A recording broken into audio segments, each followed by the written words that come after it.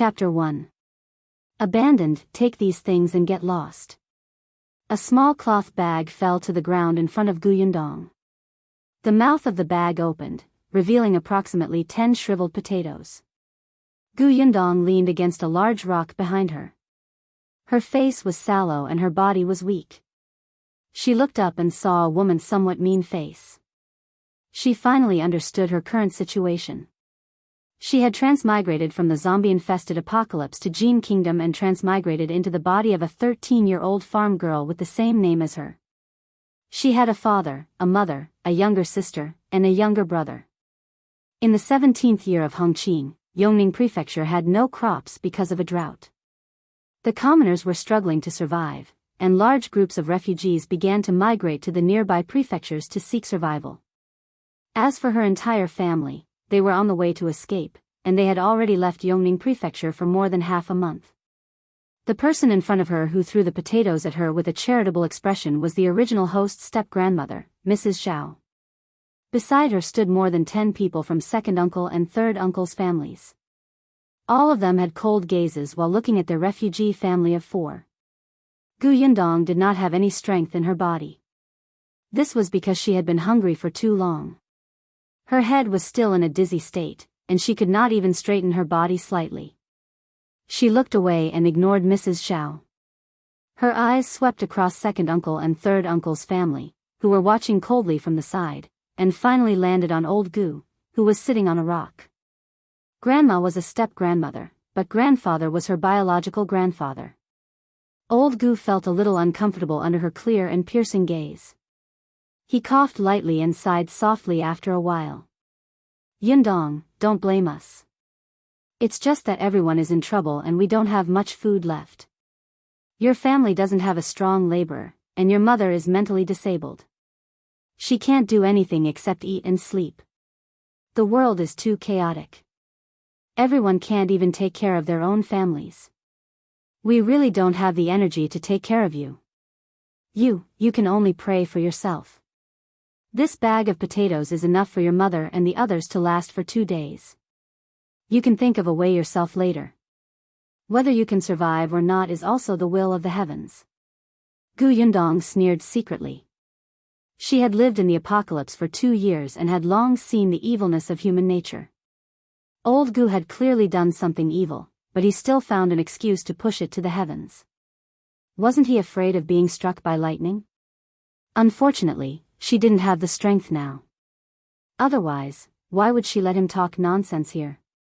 She was disdainful, but a small figure beside her stubbornly wiped his eyes and said with a slight choked voice, "We do have strong labor. My father disappeared to lure away the bandits. He will come back." Gu Yundong knew that he was the original owner's younger brother, Gu Yunshu. He was only 5 years old this year, but he looked to be only 3 or 4 years old. The original host's father was called Gu Dajiang. 2 days ago, they encountered a group of bandits. Gu Dajiang and her second uncle, Gu Dai, used themselves as bait to divert the bandits' attention and give them a chance to escape. Later, Gu Dai returned, but Gu Dajiang was nowhere to be found. In everyone's eyes, Gu Dajiang was most likely killed by that group of bandits. The little Gu Yunshu refused to believe it. He felt that his father was still alive and would definitely come back. Old Gu did not want to say anything else. He just waved his hand and said, "All right, that's all. Take care of yourselves." As he spoke, he paused. In the end, he could not bear to part with his grandson. He asked Gu Yunshu, "I can still bring you along. Why don't you come with us?" Mrs. Zhao, who was at the side, was unhappy. "Why bring him? We don't even have enough food ourselves.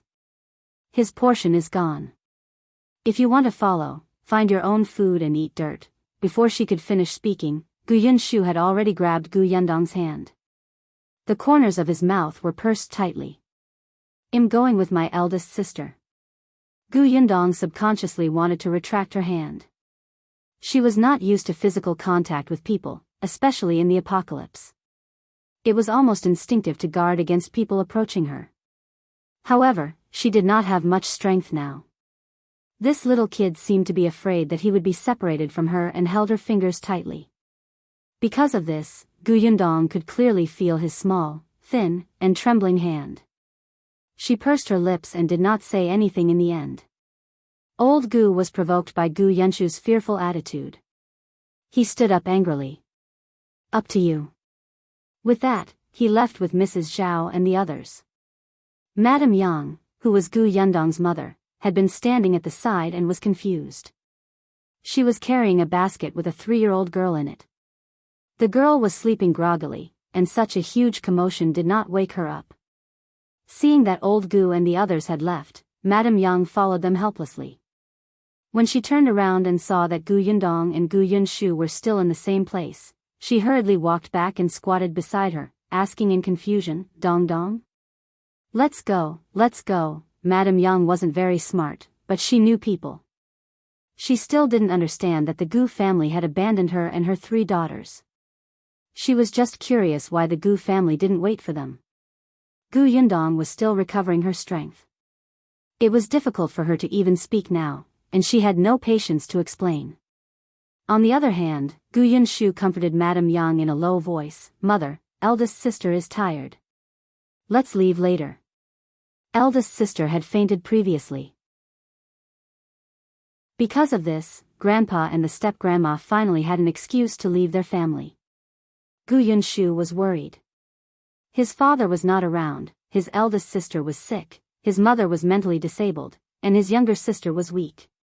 He was now the only male in the family. Although he was only 5 years old, he had to take care of his family. Gu Yunshu tried his best to straighten his small body and looked at Gu Yundong, who had closed her eyes to rest. At this moment, Gu Yundong was actually happy. She had lived in the apocalypse for a year, and she had the mentality that every day she could survive was a good day.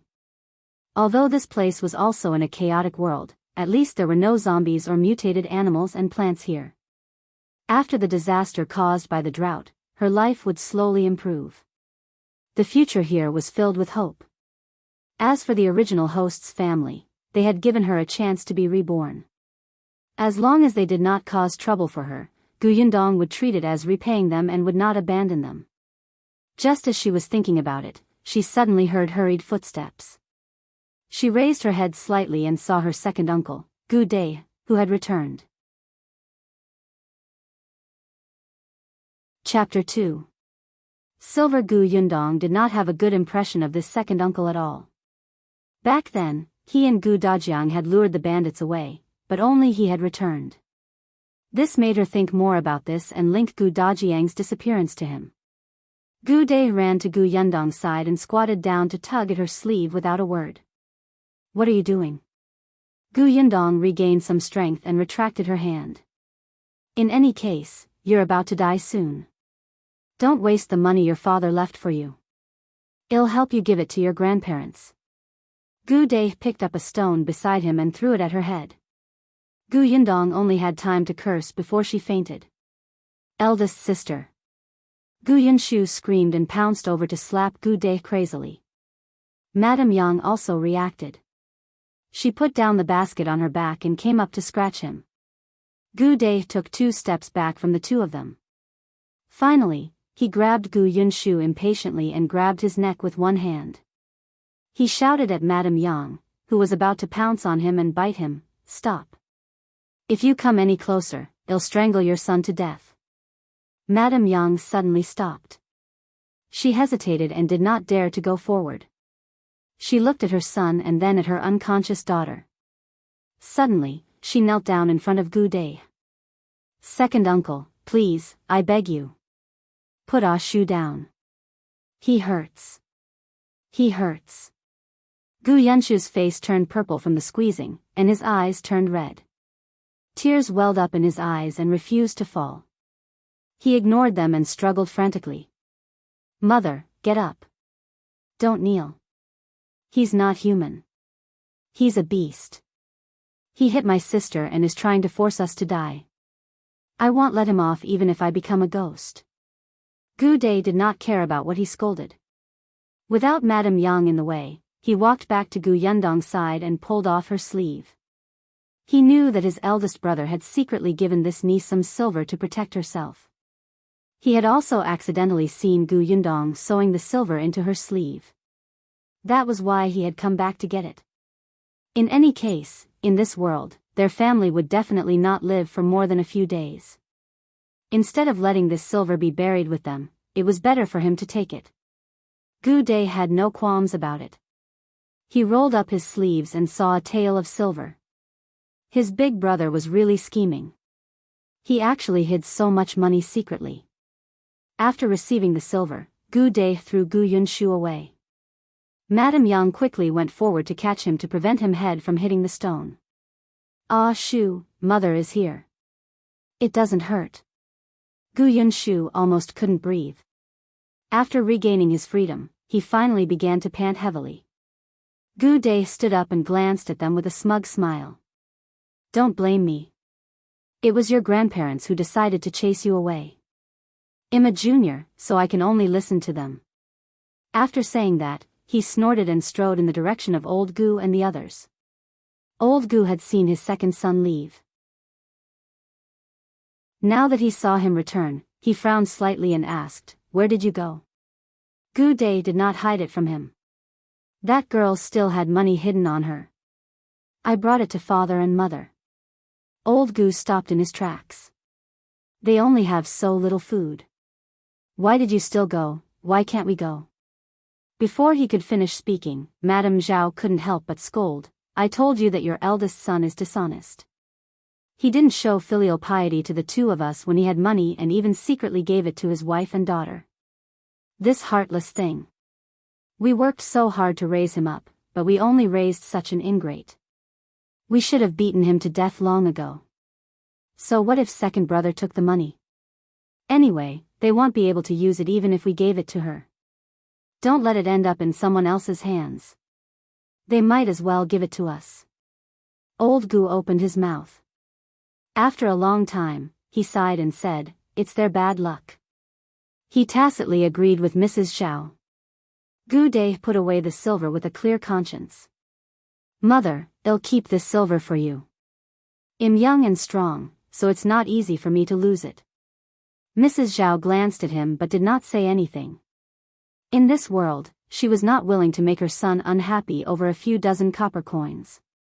If she angered her son and he abandoned her, she would not be able to live as an old lady. She thought that there was not much money, so she let him be. Chapter 3. I'm hungry. When Gu Yundong woke up again, she was on Madame Yang's back. She could hear her panting as she walked. Madame Yang was very thin and weak. Gu Yundong could clearly feel her shoulders shaking, as if they would break if she was not careful. Dong dong, you're awake? Perhaps sensing movement, Madame Yang turned her head slightly and said happily. Only then did Gu Yundong realize that there was still a basket hanging in front of Madame Yang.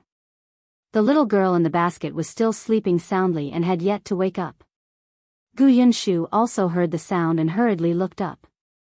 Eldest sister, you're awake? Hang in there a little longer. We'll be there soon. Where are we going? Gu Yundong asked hoarsely. The path they were on was a little narrow, and there were not many people on the road. The sky was already dark, so they had to find a place to spend the night. We're going back. We're going to the village we went to last night to stay for the night. That place is a little closer. Gu Yunshu raised his head, wiped his face, and tried his best to smile.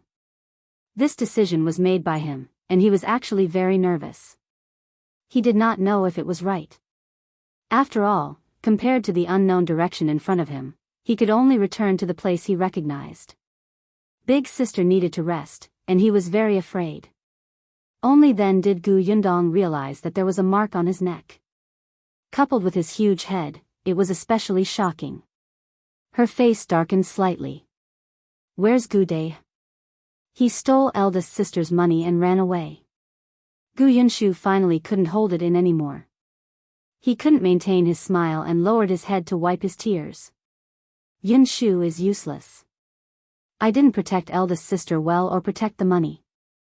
I'm sorry. Gu Yundong wanted to tell him not to cry.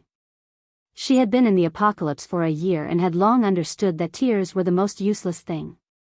If the money was gone, so be it. What was the use of crying? When there was a chance later, she would make him pay back 10 times or 100 times. What was the big deal? However, she quickly reacted. This was not the apocalypse, and Gu Yunshu was not a stranger. He was her younger brother. However, she did not know how to comfort others. Fortunately, Madame Yang's voice quickly sounded in her ears. Ah, Shu, don't cry. It's your second uncle who's bad. Well, ignore him in the future. Mother dotes on you. Gu Yunshu was comforted. He sniffled hard. I won't cry. I'm the only man here. Don't cry. As he spoke, he hugged the bag of potatoes in his arms and puffed out his small chest. Gu Yundong was speechless. Fortunately, they arrived at the village quickly. The village was quiet and almost empty. Everyone was either dead or fleeing, looking for a place to survive. Gu Yunshu originally wanted to go to the house they had gone to yesterday, but he was stopped by Gu Yundong. In the end, they chose a house a little away from the center of the village. The place was not big, but it was remote and quiet. There were only 2 families beside it. When they entered the house, Madame Yang carefully put Gu Yundong down. Gu Yundong's strength had slowly recovered, but she was still a little dizzy from the blow to her head. Gu Yunshu carefully placed the potatoes in front of her and looked up. Eldest sister, rest first. I'll go find some firewood. He was very sensible. When he spoke to Gu Yundong, he tried his best to smile so that she would not worry. With that, he turned around and went to look for the woodshed. Gu Yundong looked at his back view and was worried that his head would snap at any moment. After a while, he came in with 2 thin bundles of firewood and called out to Madame Yang, Mother, help me close the window. Okay. Madame Yang was feeding Gu Yunka water from a bamboo jar. The little girl swallowed unconsciously and finally reacted. After the windows and door was closed, Gu Yunshu began to roast potatoes. Gu Yundong watched as he took out 2 small potatoes from the cloth bag. He skewered them while treating them very preciously and placed them on the firewood to rotate. When it was about time, he handed one to her. As for the other one, he carefully peeled off the skin and delivered it to Gu Yunk's mouth. Then, he extinguished the fire. Gu Yundong looked at the small potatoes in her hand and then at Gu Yunshu and Madame Yang, who clearly did not intend to eat them. What about yours? Elder sister, eat. I'm not hungry. Although he said that, his eyes could not help but drift to the potatoes. Then, he immediately lowered his head. Madame Yang was much more direct. She swallowed hard. I'm hungry. Chapter 4. Spatial Pocket. Gu Yunshu's small face flushed red. He tugged at it with his small hands and comforted Madame Yang softly, Mother, we don't have much food left. Let's not eat today, okay? I'll go out and see if there's anything else. There were only about 10 small potatoes, so they definitely had to take care of the injured elder sister and the starving younger sister first. Gu Yunshu was a little sad, and there was even despair in his eyes. If they could not find food later, they might really starve to death. They still had a long way to go. Madame Yang was mentally disabled, but she could listen. She licked her lips and stared at the potatoes, but she still nodded. Then I won't eat it. Gu Yundong was speechless. It would be strange if she could still eat like this. Moreover, she had not planned to eat it in the first place. The potatoes had already germinated. If she ate them, she would be poisoned. Gu Yundong reached out and took the potato from Gu Yunk's hand as well. I won't eat this for now. I'll go outside to find something else. She had already recovered her strength. Although her body was still weak, she was no longer unable to walk like before. Gu Yundong slowly stood up. Gu Yunshu was stunned and quickly stood up as well. He reached out to block her. No, eldest sister, your health isn't good. I can do it. I'll go find her. No need. You stay.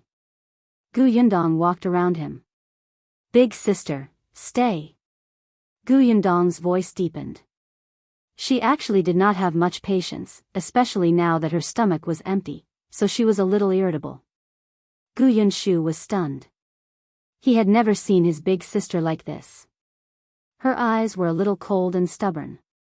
He could not help but put down his hand and nod obediently.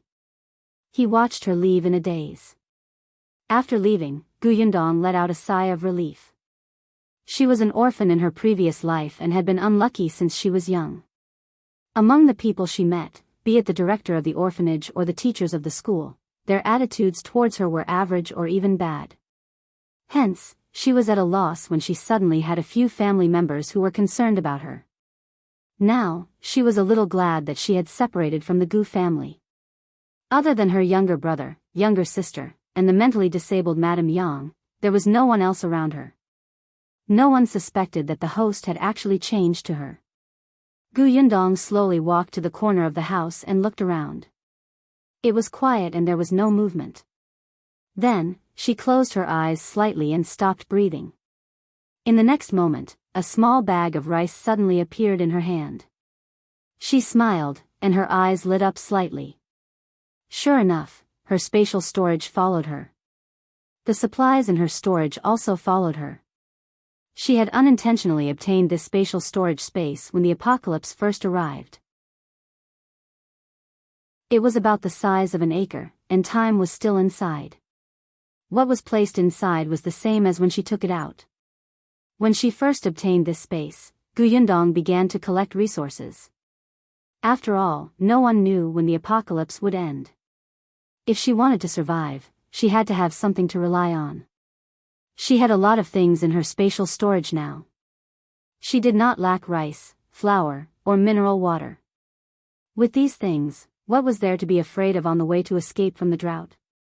Previously, when Gu Dai hit her head with a stone, she almost reflexively wanted to go to the spatial storage to take out her dagger to counterattack. At that time, she realized that her storage space was still there. However, she had paused for a moment because of this. In just a short while, she was knocked out by Gu Dai. She would definitely take revenge when she had the chance. Gu Yundong took out water and alcohol from her spatial storage and disinfected the wound on her head. Fortunately, Gu Dai was not very strong. The main reason why she fainted was because she was hungry, and her injuries were not serious. Then, she squatted down and took out the small cloth bag she had brought out just now. She quietly poured the rice in. After some thought, she took out 2 packets of pickled vegetables and put them in bamboo tubes. Only then did she heave a sigh of relief and walk back into the house. Chapter 5. White rice. As soon as she entered the courtyard, Gu Yundong heard a puzzled voice coming from the room. Mother, eldest sister seems to be different from before. In the past, eldest sister always cried and was especially afraid of pain. Now, she seems to have become so manly in an instant. Gu Yundong was speechless. Did he not know how to speak? What did he mean by being so manly? However, her personality was indeed very different from Gu Yundong's in the past. She had to think of a reasonable excuse to explain. However, before she could think of anything, Gu Yunshu's voice sounded again. It must be because Grandpa and Grandma chased us away and agitated eldest sister. Father is not around, so she feels that she has to protect and take care of us. It's not easy for eldest sister. Mother, tell me, what way can I grow up in an instant and become a strong laborer at home? This way, eldest sister won't have to pretend to be so manly. I'm so useless now. Madame Yang tilted her head, not understanding. I've grown up. I'm so tall. Gu Yundong had mixed feelings. This little thing was still young, but he was very capable of worrying. However, from his voice, she could tell that there was nothing wrong with his voice. It seemed that although the marks on his neck were shocking, Gu Dai had not really injured him. Gu Yundong lifted the things in her hand and stepped harder. The voices inside immediately stopped. She pushed open the door and saw Gu Yunshu standing in front of Madame Yang and Gu Yunka with his hands outstretched. His little face was tense and he looked vigilant. Seeing that it was her, he heaved a sigh of relief and smiled widely. "Big sister, you're back." He shifted his gaze and saw the thing in her hand. His big eyes instantly lit up. "Have you found something to eat?" "Okay." Gu Yundong placed the cloth bag on the ground. "I'll go to the kitchen to see if there's any water." She turned around and went out again. There was definitely no water in this place. She was just pretending. She went to the kitchen to find a jar and took out the mineral water from her space to pour it in before returning to her room. In the room, Gu Yunshu's eyes were already wide open. He looked at the white rice in the bag in disbelief and stuttered, "Big sister, where did you find it? It's so white, and there's so much." He had never seen rice so white and big. Each grain seemed to be transparent and looked better than the most expensive rice in the rice shop in town. Gu Yunshu could not help but gulp. It felt like a dream. "I found it under the bed in one of the rooms of the family next door," Gu Yundong said.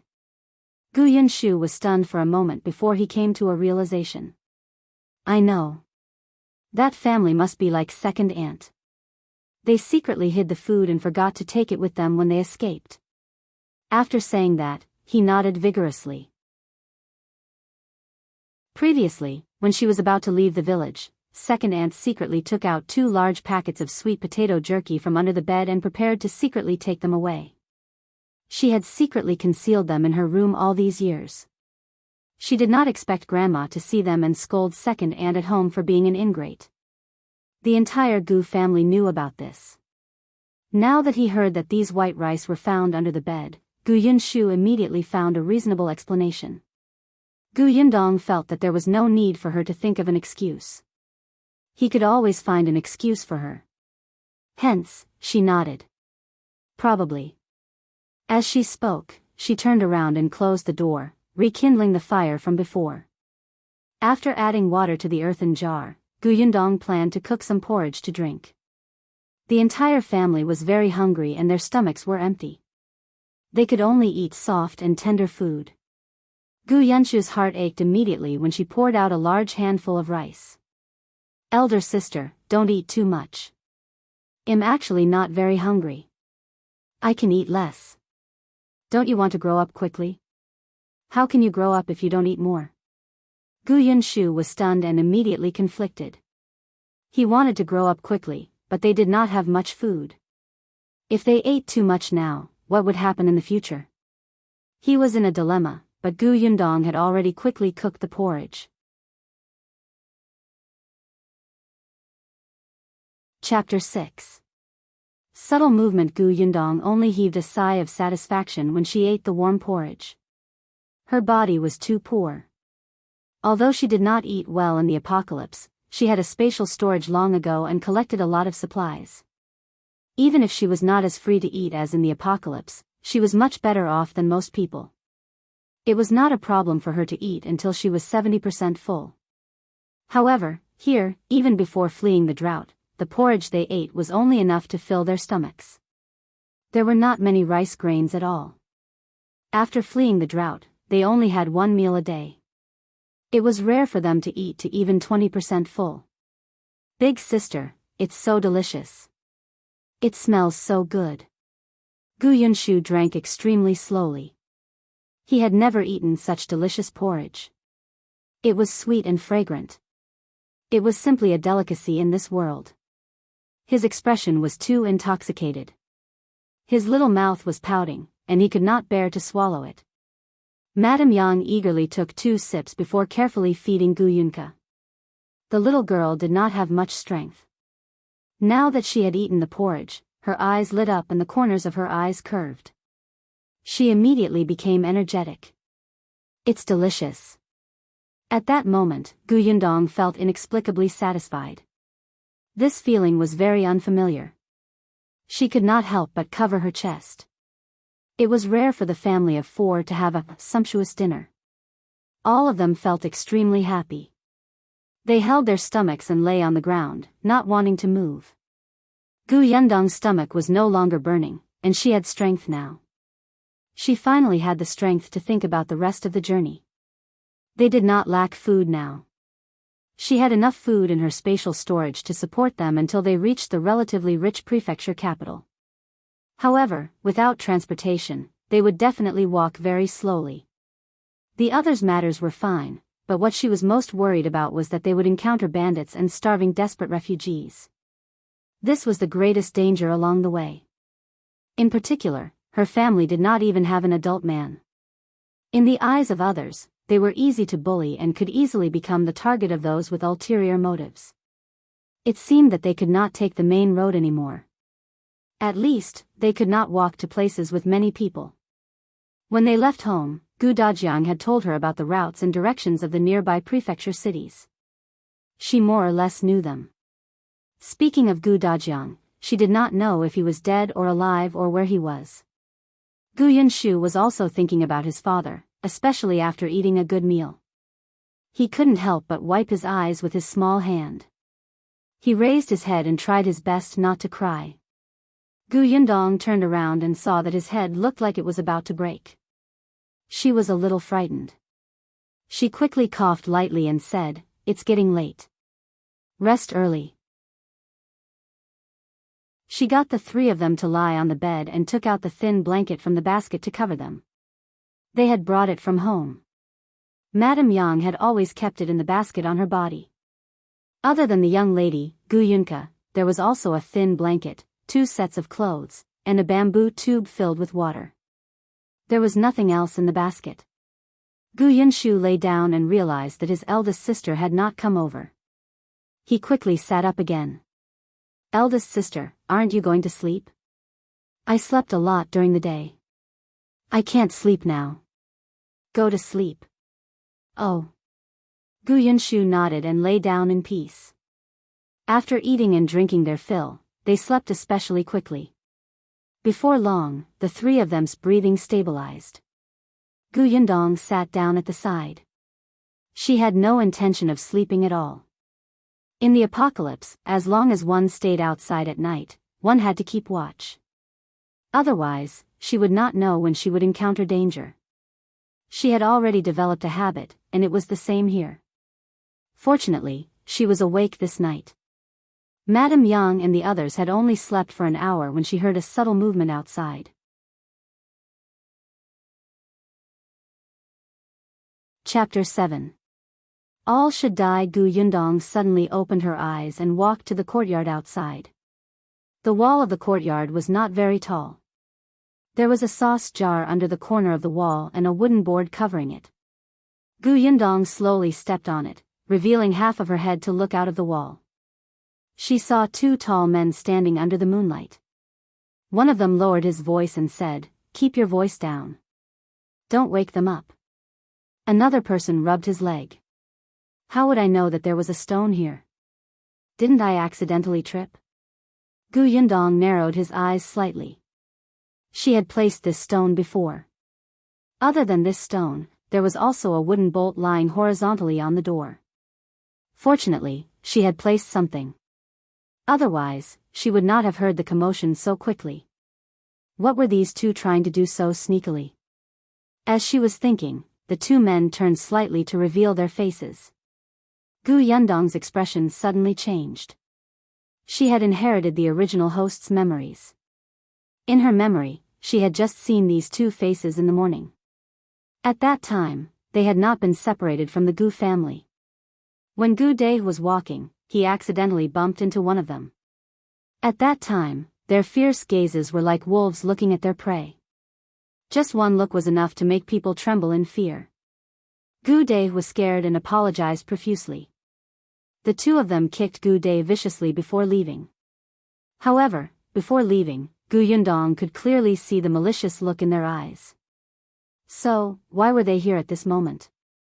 "All right, be careful. Don't be so clumsy." The voices of the 2 people at the corner of the wall sounded again. I know. Hurry up. When I think of those 2 fair and tender kids, I'm already drooling. We're quite lucky. One of them happens to be unconscious. As long as we deal with the other one, those 2 kids will be ours. You only know how to eat. I say, you were here spying on them earlier, right? Is it this place? The 2 of them walked forward as they spoke. Gu Yundong's expression changed drastically. Her hands and feet were cold, and she almost fell from the sauce jar uncontrollably. In just 2 sentences, there was a lot of information. In this chaotic world, there were naturally people who even ate their children. Gu Yundong had also stayed in the apocalypse for a year. She had even seen such people with her own eyes. No wonder their eyes were red and filled with malice. There was also a stench of decay on their bodies. So that was how it was. These 2 people were clearly addicted to eating human flesh. Gu Yundong's eyes gradually turned cold and cruel. There was even a hint of bloodlust. In her opinion, no matter what environment a human was in, they had to at least have the most basic morals. Otherwise, they would be worse than a beast who lived on instinct. And this was her bottom line. Moreover, from what they said, they were targeting her family. There were 4 people, 2 little children, and herself who had been carried in while unconscious. They only needed to deal with Madame Yang. All the more reason not to let them off. Gu Yundong watched as the 2 of them walked to the door of a house in front and quietly entered. She moved her arms and legs. Although her strength was slowly returning, her body was still very weak. Trying to kill 2 people in close combat was like committing suicide. Unfortunately, she did not get a gun in the apocalypse. Otherwise, long-range attacks could easily kill them.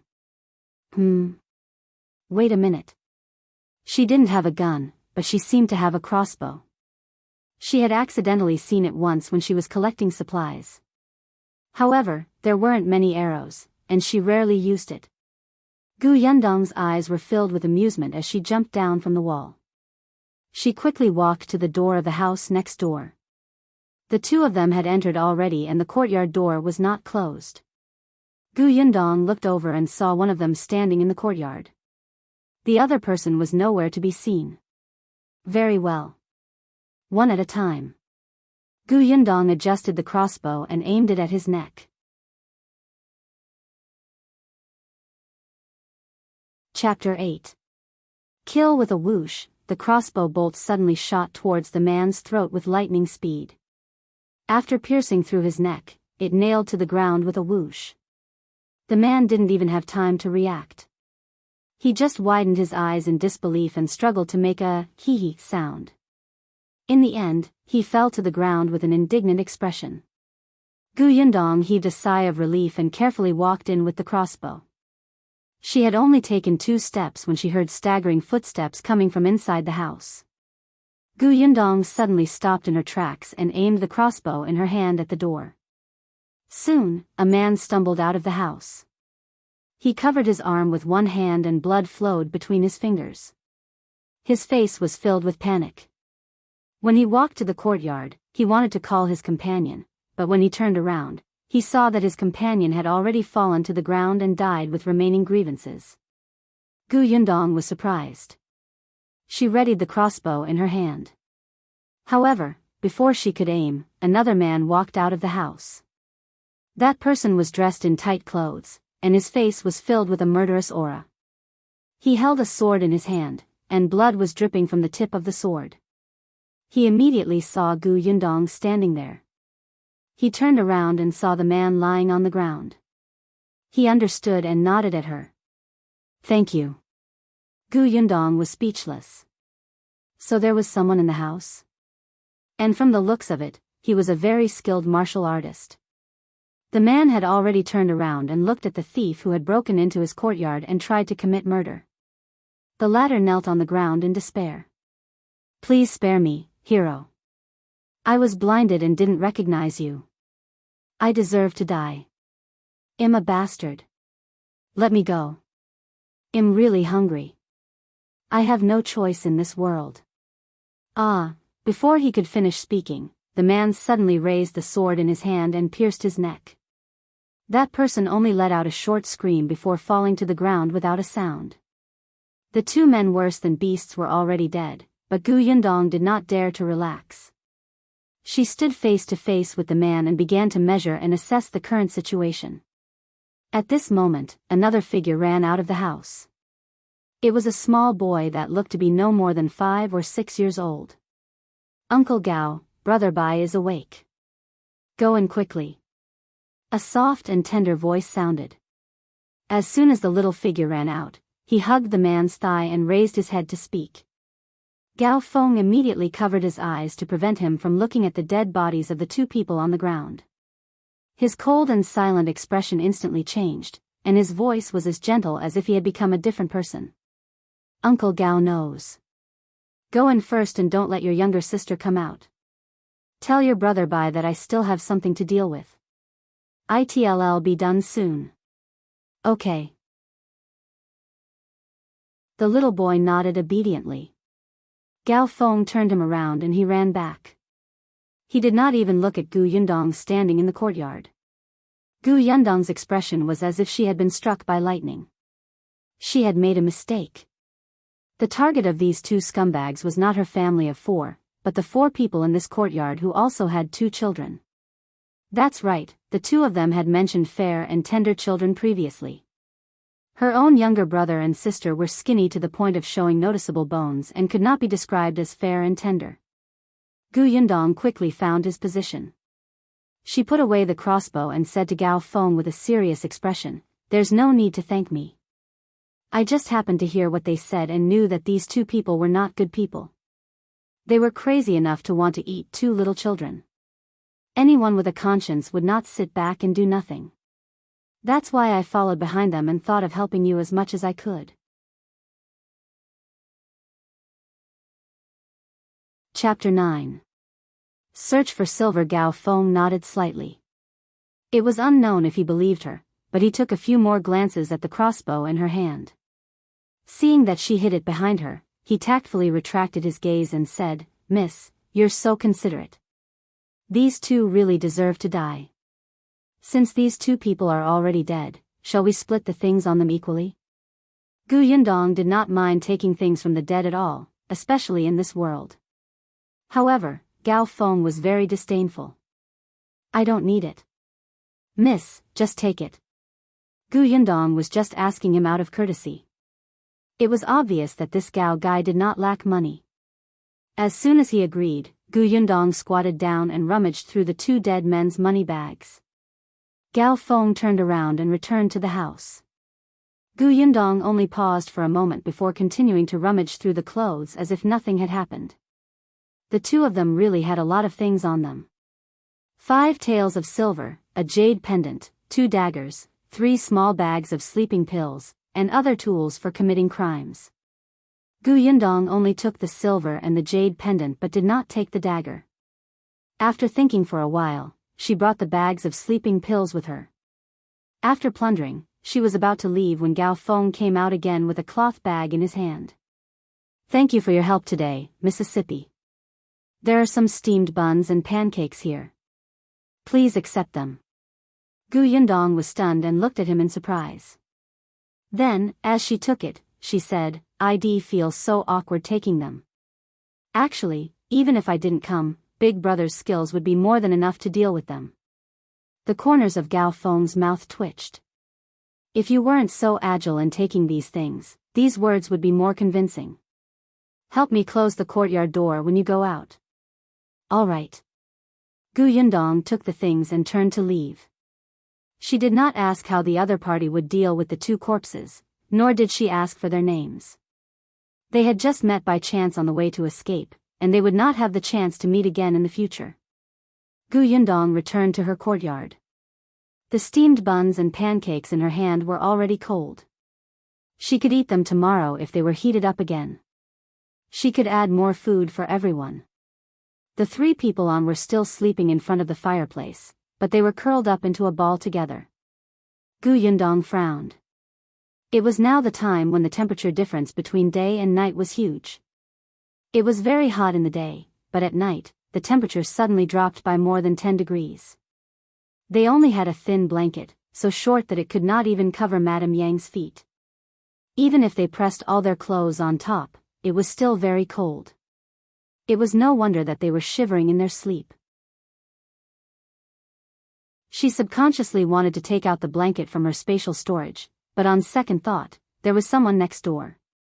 It was better to be careful. Therefore, she simply took firewood and lit it at the side. Although the home's original family no longer had any food, there was a lot of dry firewood piled by the wall of the courtyard, which was convenient for her. As soon as the fire started, the temperature in the room instantly rose. Only then did the three of them, who had been curled up in a ball together by the fireplace, feel a little more comfortable. Their brows relaxed, and they slept especially peacefully. Gu Yundong sat at the side, but her ears were perked up. She did not expect to hear movement outside the door after only an hour. She stood up with a swish and walked out of the house. She stood again on the sauce jar and looked outside. She saw a carriage coming from the door. Gao Feng, who was in the courtyard next door, was carrying a young man into the carriage. Sensing her gaze, Gao Feng raised his head and nodded at her. "We made noise and bothered you. Are you guys leaving?" "Yes." After Gao Feng finished speaking, he also crawled into the carriage. With a shake of the reins, the carriage rumbled further and further away under the moonlight. Gu Yundong only came down from the sauce jar when she could not even see his shadow. She entered the house and sat for another 15 minutes before walking to the fireplace and carrying out the little girl sleeping in the middle, Guyunka.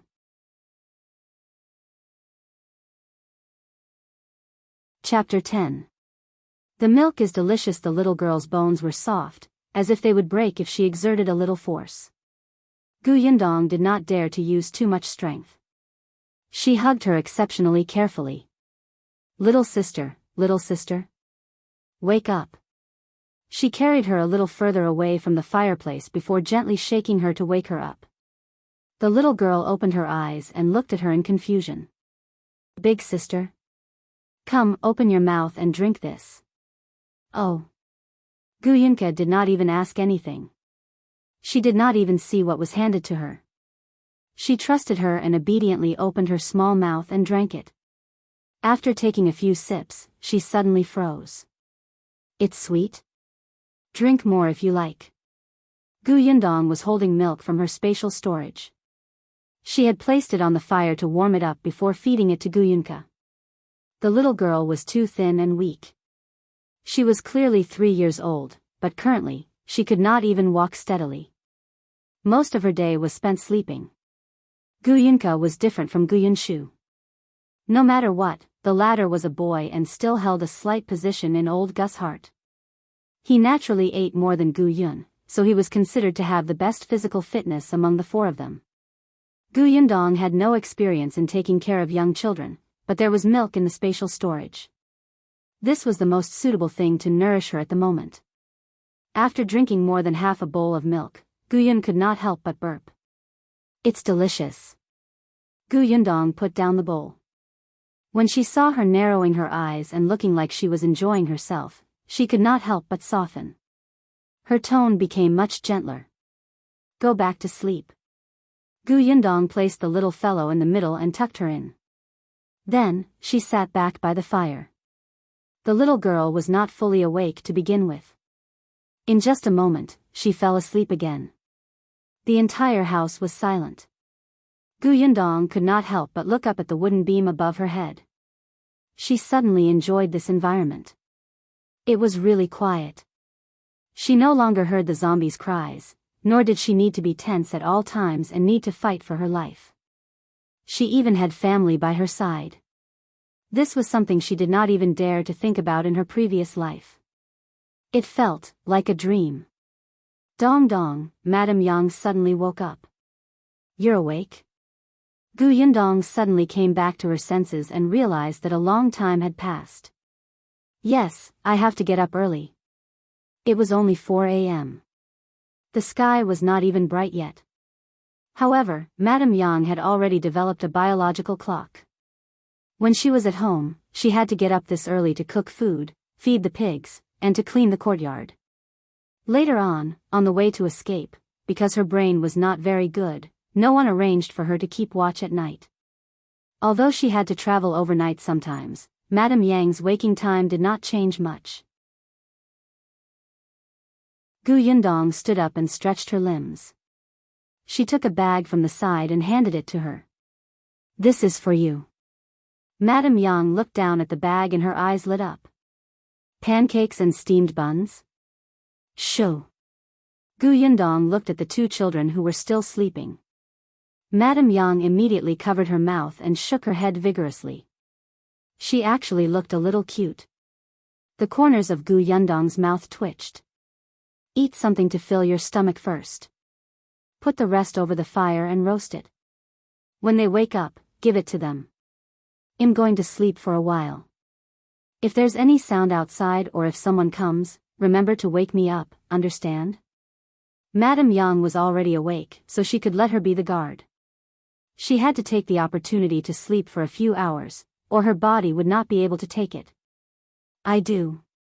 Madame Yang agreed seriously. Only then did Gu Yundong lie down and sleep. After an unknown period of time, she woke up from the heat. Just as she narrowed her eyes, she heard Gu Yung's tender voice. "It's true. I drank it last night. It was sweet and delicious."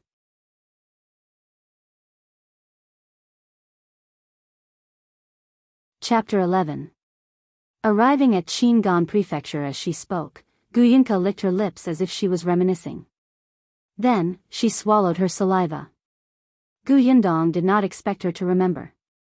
At that time, Gu Yunka was in a sleepy daze and Gu Yundong thought that she did not have much of an impression. She had to think of an excuse to fool the little girl. However, before she could speak, the little girl said obediently, "Brother, then what delicious food did you dream of last night?" "I didn't dream of anything." "Little sister, when you dream of that sweet sugar water again tonight, can you share it with me? I want to go to your dream too." Gu Yunshu looked serious as he held her small hand and begged sincerely. Gu Yunka nodded hurriedly. "All right, let's drink together." Madame Yang wiped her saliva. "I want to drink it too." "Yes, bring mother and eldest sister. Drink it all. It's really delicious." The little girl's eyes were curved into crescents. Perhaps it was because she had eaten better these 2 meals, but she was much more energetic than yesterday. "It would be even better if I dreamed of meat." "Gu Yundong, you really dare to think about it." She rubbed her temples and sat up. Gu Yunshu, who had heard the commotion, immediately walked over. "Big sister, you're awake? What time is it?" 9 a.m. Gu Yundong was a little surprised. It was actually past 9 o'clock. No wonder she felt hot under the thin blanket. "Sister, why do we have pancakes and steamed buns?" He had just eaten one. "It smelled so good. The people next door gave it to me last night. I helped them a little and it was to thank us." Gu Yundong wiped his face and told them to pack up. It was time for them to leave. It was a little hot at this time, but there was nothing she could do. She was worried about no one keeping watch at night, so she could only keep guard herself. She would sleep when Madame Yang woke up, so they had less time to travel. Gu Yundong found another small basket in the courtyard and carried it on her back. She placed the bag of rice, steamed buns, and pancakes inside and even covered them with a blanket. In fact, she placed them in her spatial storage and would secretly took them out when she needed to. This way, the burden on Madame Yang would be less.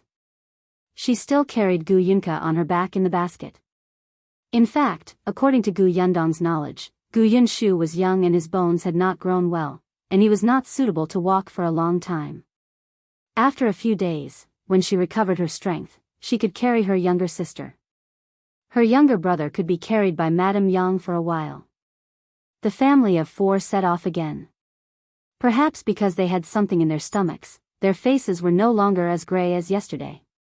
Especially Gu Yunshu, the despair that seemed to be about to make him collapse yesterday could no longer be found.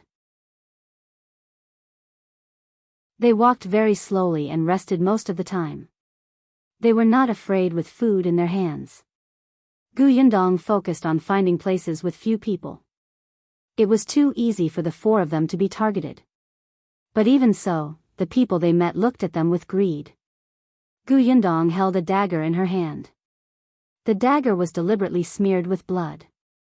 Whoever dared to approach her, she would smile bloodthirstily and ferociously at that person, scaring many tall and burly people into fleeing.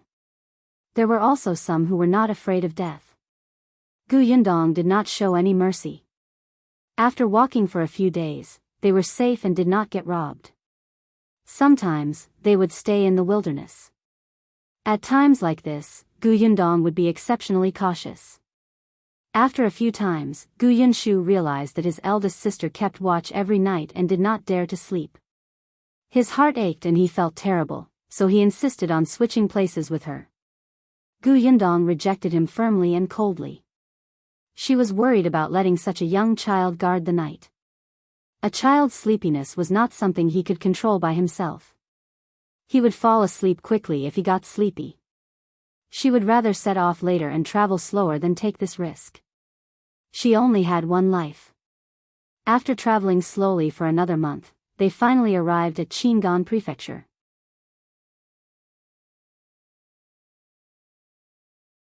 Chapter 12. Father Gu Dajiang. After arriving at Qingan Prefecture, they could finally rest. Gu Yundong looked up at the tall city gate and wiped her messy hair. She looked extremely disheveled now.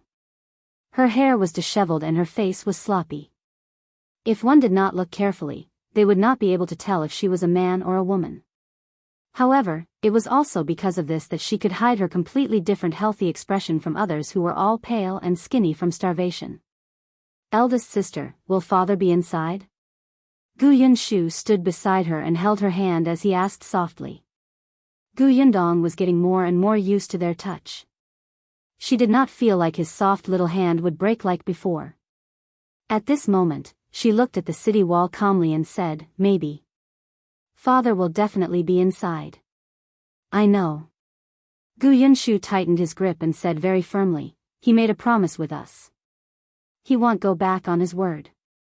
Gu Yundong lowered her head and looked at his big head. Although his food had improved a little in the past month, she could not let him gain too much weight in a world where everyone was thin. In addition, the little guy was always worried that they would use up their food in advance, so he ate very little. He looked like he still had a big head and a small body. Seeing his tightly pursed lips, Gu Yundong could not bear to dampen his spirits. Speaking of which, her father, Gu Dajiang, was really a very far-sighted person. From the day he began to escape from the drought, he had drawn a road map for all the places they might pass by and taught all the children in detail. Be it her, the 3-year-old Gu Yunka, or even Madame Yang, who did not understand at all, he would repeatedly remind them, thinking that as long as they remembered a little, they might be able to use the knowledge. Moreover, there were many families on the way to escape who would get separated in the chaos. Who knew when someone would end up being alone? When that time came, they would wait in Qingan Prefecture. They would eventually reunite. His guess was right. However, the only person who was alone had become himself. In Gu Yundong's opinion, Gu Dajiang was most likely doomed. However, the other three had high hopes that their seemingly omnipotent father, husband, would definitely escape safely. Gu Yundong felt that it was good to have a glimmer of hope. Unfortunately, communication and transportation were inconvenient now. It would be difficult to reunite the family. Let's go and ask how to enter the city. The city gate was tightly shut, but there were many people outside the city gate. There were even people who had set up tents or thatched houses outside. But with just one look, all their faces were pale and their bodies swayed weakly. Gu Yundong held her younger brother's hand while Madame Yang followed behind them with Gu Yunka on her back. The four of them took a few steps forward and finally stopped in front of an old man who looked a little old and kind. The old man's hands trembled as he sat on the ground and sighed as he looked in the direction of the city gate. Sir, I want to ask when the city gate will open and how I can enter the city. The old man turned to look at her and then at the people around her. A trace of surprise flashed in his turbid eyes. Then, he shook his head and sighed. Entering what city? No one is allowed to enter the city at all. The good people in the city came out to give porridge a few days ago. Yesterday, they stopped. The city gate has never opened again. You want to enter the city? He waved his hand. Don't think about it, don't think about it. Gu Yundong frowned slightly. Thank you. She straightened up and looked at the dense crowd. She also felt that there was not much hope of entering the city. Eldest sister, eldest sister. Gu Yunshu, who was beside her, suddenly tugged at her sleeve and pointed in one direction. Look who that is.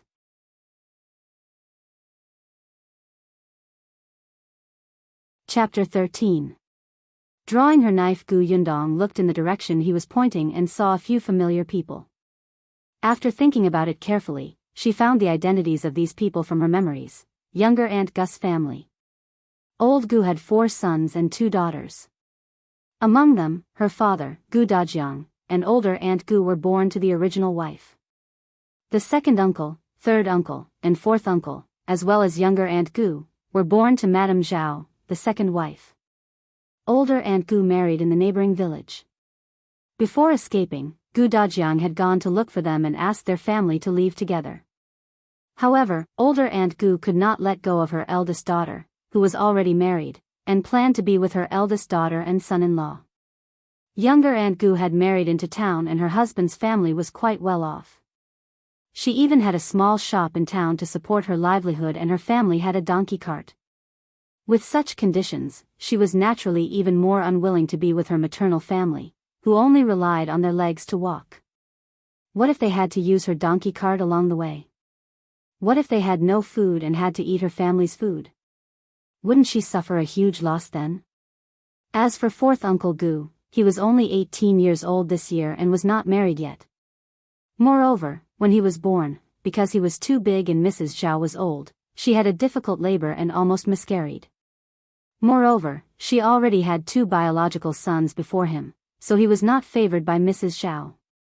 On the other hand, Father Gu and older Aunt Gu, who had already grown up, had always taken care of him. Therefore, fourth Uncle Gu actually had a better relationship with Father Gu and the others. When Father Gu went missing on the way to escape, fourth Uncle Gu took on the responsibility of taking care of their family. Because of this, Madame Zhao disliked him even more. In order to prevent him from ruining things, Madame Zhao and the others deliberately sent fourth Uncle Gu away and took the opportunity to chase her family away. Therefore, only second uncle and third uncle were present at that time. She did not know what would happen when fourth Uncle Gu returned. However, Gu Yundong could not care too much. She still had to take care of Madame Yang and her brother and sister, so she could not spare too much energy to think about anything else. However, she did not expect to meet younger Aunt Gu at the city gate. The entire Gu family did not see her. Younger Aunt Gus's maiden name was Gu Chuyue. She probably felt too intense of a gaze and turned around and saw them. With just one look, she frowned. Then, she rolled her eyes and looked around them. Perhaps because she did not see old Gu and the others, she quickly turned her head away and pretended not to know them. Gu Yundong scoffed. She did not want to acknowledge her either. It was better to think about how to enter the city. However, she wanted to live in peace without knowing each other, but the other party did not want to do as she wished. Soon, a child walked over and stood in front of them. She raised his head slightly and said arrogantly, "My mother told you to leave quickly and not embarrass yourselves here. With your wretched appearance, it's impossible for you to be let into the city." This little girl was Gu Qiu's daughter. She was 7 years old this year. Because she lived in town, she had a sense of superiority since she was young, especially in front of Gu Yundong's family. Every time she went to the Gu family, she looked at them with disdain. She rolled her eyes and finally looked at Gu Yundong. "But if you beg me, I can consider bringing you along. But you have to follow behind me as my maid and serve me tea and water. From now on, you have to serve me well. This way, I can give you half a course steamed bun every day." It was obvious that she had added the last sentence herself. She had long wanted a maidservant to follow her. On the way, she had encountered people selling their children. Their words sounded very nice.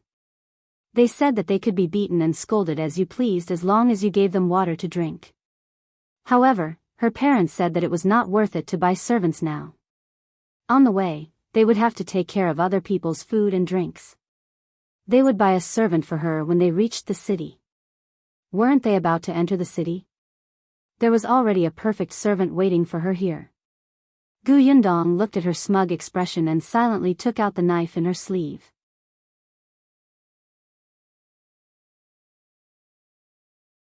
Chapter 14. Yundong teaches her brother, "Come, repeat what you said just now." "I didn't hear you clearly." Gu Yundong gestured with her knife and looked at the little girl opposite her with a smile. The latter looked at the knife in horror and her face turned pale. She could not help but swallow her saliva. What do you want to do?" "I'm not trying to do anything." "Don't be nervous. Be good and say what you said just now. Don't be afraid." "I won't cut you." Before she could finish speaking, the other party was so frightened that she took 2 steps back. She lost her balance and fell to the ground. However, Gu Yundong took a step towards her. The knife's light approached her like a ferocious ghost. The little girl immediately screamed and cried. She stood up in a hurry and ran away while crying. Gu Yundong shook her head. "She's as brave as a mouse. How dare she ask me to be her maid?" "Big sister, what should we do?" Gu Yunshu asked worriedly. "What do you mean?" Fu Longji said that younger aunt asked her to pass the message. Younger aunt is an elder. Gu Yundong raised her eyebrows and reached out to pat his small shoulder. She said solemnly, "You treat her as your aunt, but does she treat you as her nephew? Every time she sees us, she either hits us or scolds us or mocks us. She doesn't even treat our father as her elder brother. How can she be considered our elder? Didn't father teach us that we can't repay others treating us badly with kindness? Well, treat her the way others treat us." "Yin Shu, remember, we don't take the initiative to provoke others, but if others dare to bully us, we can't stand still and not retaliate. Do you understand?" Gu Yunshu nodded as if he understood. After thinking for a while in a daze, he understood. Younger aunt doesn't act like an elder. Fu Longji doesn't treat our parents like she is a junior. I know what to do. Gu Yundong nodded in satisfaction. Then, she saw him clench his fists and say, "The next time she comes, I'll spit on her." The corners of Gu Yundong's mouth twitched. She coughed lightly. "Well, spitting on her is too rude. We can resolve the matter in a more refined manner." Gu Yunshu blinked. "How so?" As he spoke, he saw Gu Chiyue walking over angrily with Fu Longji. Before she could approach, she started scolding, "Gu Yundong, you motherless thing. How dare you bully my Longji? Without your grandparents around, you don't think much of me, your aunt, right? I'll teach you the rules on your grandparents' behalf today, lest you don't even understand the most basic filial piety towards your elders. In the future, you'll embarrass the Gu family and become a joke if word gets out." As Gu Chuyue spoke, she swung her hand and was about to slap Gu Yundong's face. However, halfway through, her hand stopped. She looked at the dagger blocking her way and shivered. She couldn't hit no matter what. "Gu Yundong, do you know whose blood this is?" Gu Yundong waved the dagger in his hand. Yesterday, the blood on it was still bright red. Today, it has turned dark, and the smell of blood is not very strong. But I think someone who is not blind can still see it, right? What do you want to do? I don't want to do anything. I just feel that there are so many self-righteous fools in this world. Yesterday, I met 2 of them. Not only did they want to snatch my things, but they also wanted to drag my sister and brother away to sell them. I took out this dagger at that time and aimed it at someone's neck.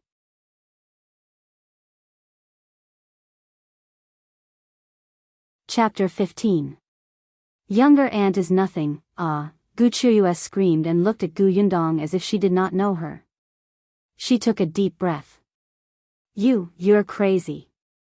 I'm your aunt. In this world, even one's own son can't compare to half a bag of food. Younger aunt, you're nothing. Gu Yindong said coldly and approached her step by step. The dagger was also getting closer. Gu Chuyue could smell the blood on the dagger. She hurriedly took a few steps back and tightened her grip on her daughter's hand. Her heart was beating rapidly. This is the city gate. Everyone is watching.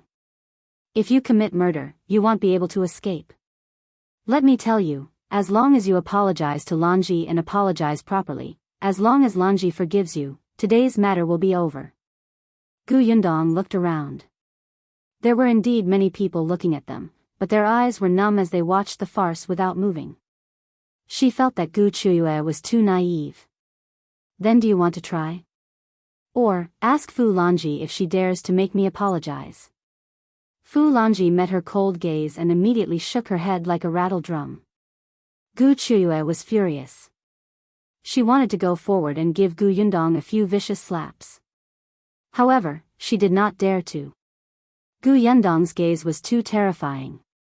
In the end, she could not help but shout fiercely, I won't argue with you. If you don't take your elders seriously, I won't care if you live or die in the future. When the time comes, don't beg me if you want to enter the city. Lunatic, you're just like your mother. Lanji, let's go. The two of them came in a hurry but stumbled back. After walking far away, Gu Chuyue cursed, little b asterisk tch, just you wait. Do you really think I can't deal with you? I'll see how long you can protect yourself with 3 burdens by your side. You better not let me find any opportunities. When the time comes, I'll teach you a lesson. I don't believe that you can come here safely by yourself. I don't know how many men you've slept with already, little whore. Fu Lanji finally stopped crying. Mother, why aren't they with Grandpa and the others? They must have been chased out. Gu Chuyue sneered. She knew her parents too well. Serves them right. The two of them gradually disappeared into the distance. Gu Yindong put away her dagger and looked at the people around her. She did not know if it was because of the blood on her dagger or if it was because of the unfriendly look in her eyes, but in short, a few people who were tempted to go forward and talk to her had given up. This Gu Chuyue was still somewhat useful. It's not easy for a young lady. The old man, who had been watching from the beginning to the end, could not help but sigh. But in this case, you don't even have a relative who can help you. You have to be careful. Sir, do you think that they will help us if I apologize to them or beg for mercy or serve them tea? Gu Yindong smiled and did not mind. The old man was stunned for a moment. That's true. After scaring younger Aunt Gu and her daughter away, Gu Yindong could finally calm down and begin to observe the large number of refugees outside the city gate. There were too many people, and the road was packed. They walked slowly and were already standing at the periphery. However, there were still many refugees coming this way on the road behind them. Gu Yindong glanced around and frowned when she saw people gathered in 2s and 3s not far away. Something was wrong. Something was very wrong.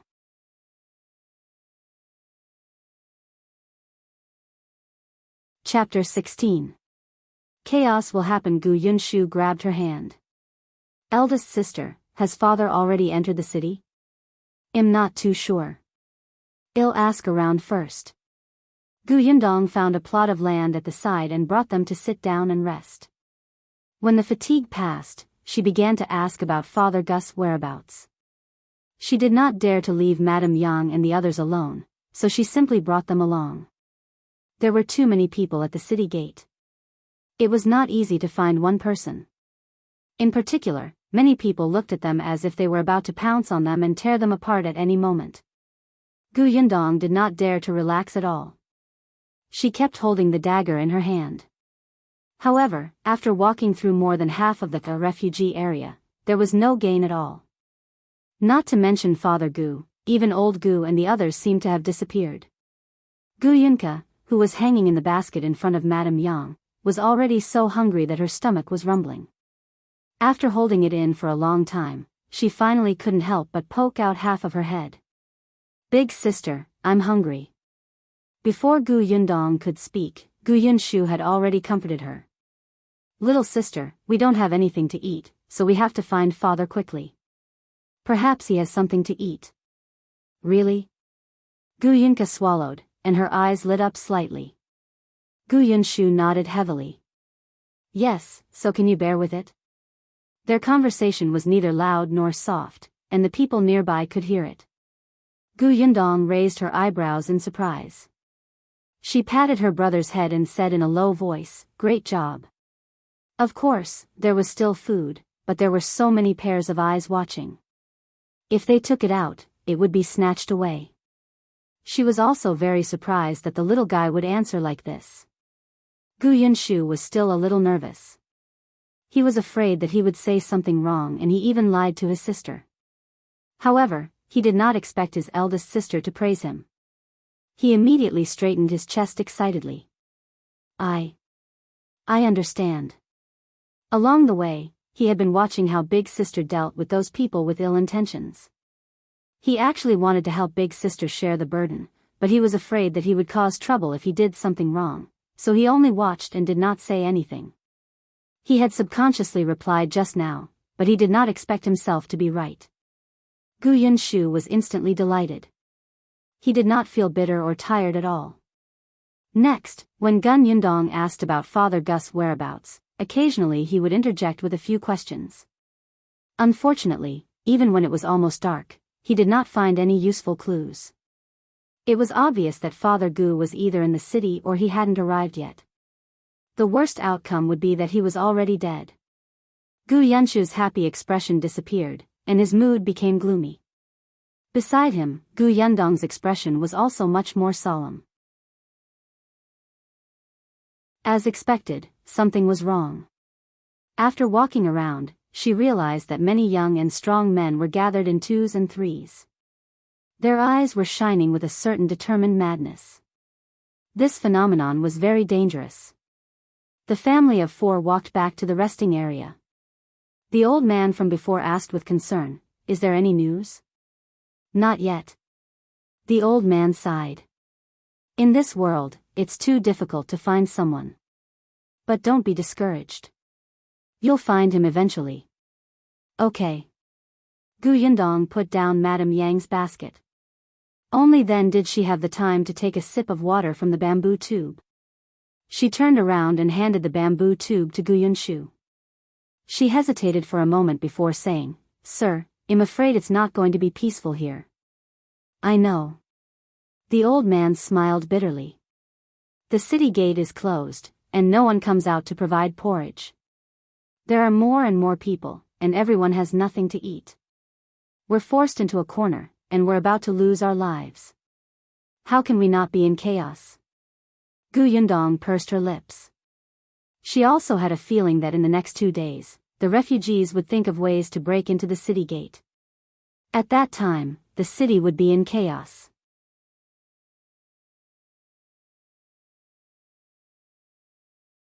Chapter 17. Have to leave here, sir, aren't you leaving? Gu Yundong had originally planned to think of a way to enter the city, but now it seemed that it would not work. She might have the ability to protect herself alone, but Gu Yunshu and the other 2 beside her did not have the ability to protect themselves. It seemed that she could only wait outside the city gate for 2 days at most. If there was still no news of Father Gu, she would have to leave. The old man looked up at the sky. "I want to leave too, but I ran out of food on the way here. 2 days ago, I still had porridge to eat. Today, I don't know if my son can find any wild vegetables. If he can't, I can only starve. It doesn't matter. Anyway, that old woman of mine has left already. I'm old and won't live for long. It's not a big deal even if there is chaos." Only then did Gu Yundong learn that this old man's family had escaped from their hometown. On the way, his wife and daughter-in-law had starved to death in order to save them a mouthful of food. Now, only the old man, his son, and his 16-year-old grandson were left. Now, his son and grandson were looking for food outside. However, it was already so late and they had yet to return. He did not know if they had found anything. "Girl, if you can leave, leave." Don't think that so many people here are all just waiting for death. Most of them are looking forward to this chaos. As long as the city is in chaos and the city gate opens, they can enter the city. They might even have food to eat and won't starve to death. They were at the end of their rope. Even if they knew that this was a matter of possibly losing their heads, they still wanted to give it a try. Gu Yundong fell silent. After a while, she led Madame Yang and the other two to the side and sat down. After a while, she turned her head and met Gu Yunshu's puzzled gaze. She said softly, "Yunshu, let's wait another day. Regardless of whether we hear from father or not, we have to leave then." Is it because a fight is about to break out here? He had heard the old man's words. That's right. Gu Yunshu lowered his head with a lonely expression. He wiped his eyes fiercely with the back of his hand. After a while, he said in a choked voice, "I'll listen to big sister. You're a good boy. I know we're still young and can't run fast. If we fight, well, drag eldest sister down.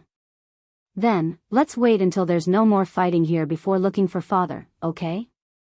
Gu Yunshu was really very sensible. Gu Yundong had actually seen many brats before. For example, Fu Lanji was a few years older than Gu Yunshu, but she had a bad personality. Gu Yundong felt really awkward about such a sensible and obedient child. She felt like spoiling him. This kind of emotion had never happened before to her, but during this period of time, after interacting with the Gu siblings, it often appeared and occupied her heart.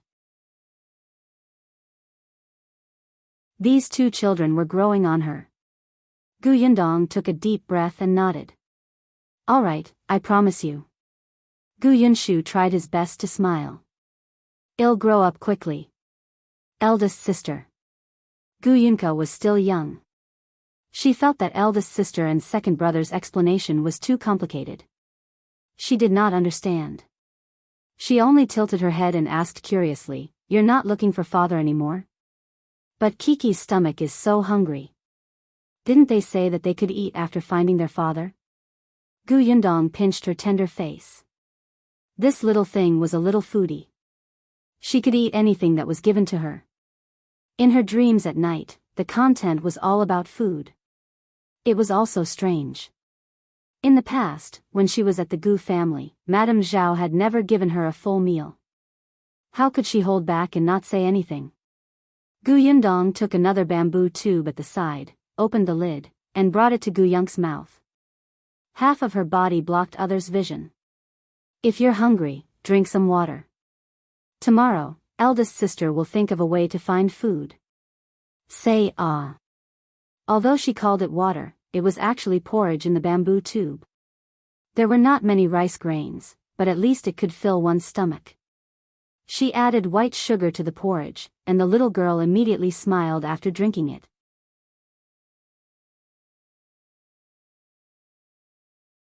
Chapter 18. The bamboo basket is heavy. There was not much porridge in the bamboo tube. It was only enough for everyone to drink 2 mouthfuls, but at least it was enough to put something in their stomachs. The sky was already completely dark.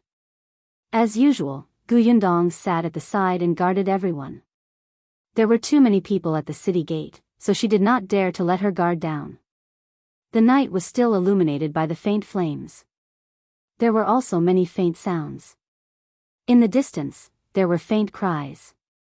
In this place, there were still people who starved to death and worked themselves to death every day. There were also robberies and fights. No wonder it was chaotic. If the magistrate officials in the city did not think of a way to solve the problem, the small chaos would eventually cause a huge disaster. "Girl?" Just as she was thinking, a familiar voice suddenly sounded in her ear. Gu Yundong's expression suddenly tightened.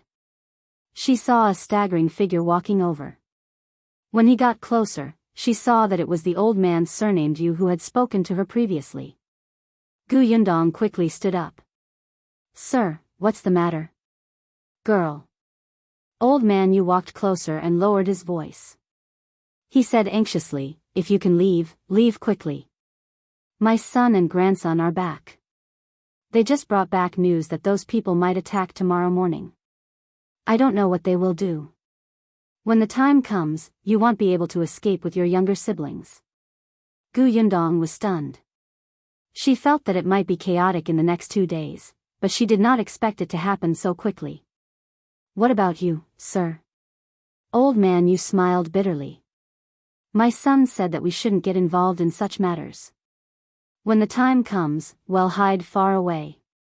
As for the future, well, take it one step at a time. All right, girl, leave quickly. Don't delay. Gu Yundong nodded and squatted down to wake Madame Yang up. She directly asked Madame Yang to carry Gu Yunshu while she carried Gu Yunka. They did not have many things. They basically placed them in the baskets on their backs and could leave after taking them. Gu Yundong also realized that a few families were quietly preparing to leave not far away. It seemed that they had received the news and did not want to get involved. Madame Yang was still in a daze, but at least she was obedient. When her daughter asked her to leave, she immediately followed. The few of them passed by the place where old man Yu was resting. Gu Yundong saw his equally skinny son and grandson. The two of them were quite friendly to her and nodded slightly. Gu Yundong also nodded. However, she paused when she reached the place where they had placed their bamboo baskets before leaving. Old man Yu sent them off. This place is close to Wanqing province. Be careful on the way. Take care too. After a pause, she added, go back and take a look at your bamboo basket. Gu Yundong's movements were light, but her footsteps were hurried. However, she did head towards the Wanqing province that old man Yu had mentioned. When eldest master Yu could not see her, she turned around and walked in the direction of Xuanhe province, which was a little further away. If this place was in chaos, many people would definitely escape to Wanqing province. The chaos here might even affect the other side. She had food on hand. No matter where she went, she would not starve to death on the way. It was safer to go to a safer place. Xuanhe Prefecture was her first choice at the moment. Old man Yu waited until they could no longer be seen before turning around to go back. His son came over and helped him sit down. Is that family the people father mentioned earlier? I really can't tell that they have the ability to escape to this place. That girl is ruthless. I admire her for her strength, just like when your mother was young. Old man Yu wiped his eyes and chuckled. Let's go and hide in the mountains. Okay. Old man Yes' son asked his own son to support his father while he carried the bamboo basket. Uncle Yu was stunned that he did not carry it on his back successfully the first time. Strange, why is this bamboo basket so heavy?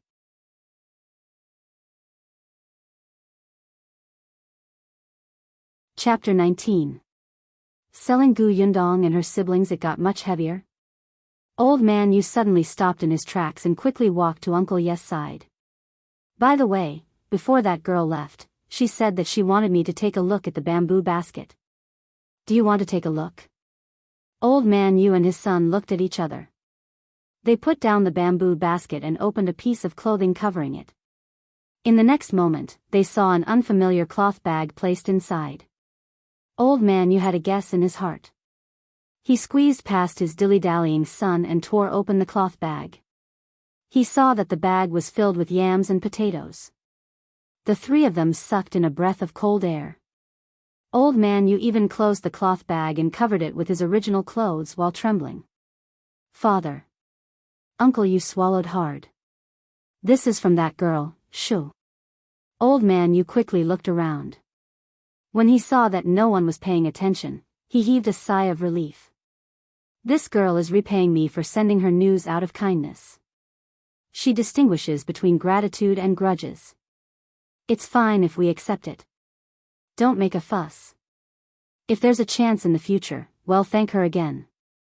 The father and son nodded repeatedly, and their eyes lit up. Father, now that we have these, we can go to Wanqing province. Yes, to Wanqing province. Old man Yu had a smile on his face. He no longer had the gloomy expression from before. Although this food could only last for 7 to 8 days, there would always be food to be found on the way to Wanqing province. The three of them quickly confirmed the route and began to set off in the direction of Wanqing province. However, they all had a question in their hearts. When did that girl stuff the food into their bamboo basket? Gu Yundong and the Yu family's grandfather, son, and grandson left the city gate one after another. Just as they left, a few sneaky men quietly came to the place where Gu Yundong had rested. However, there was no one there anymore. The few of them searched around but could not find anyone. One of them grabbed a young man's collar.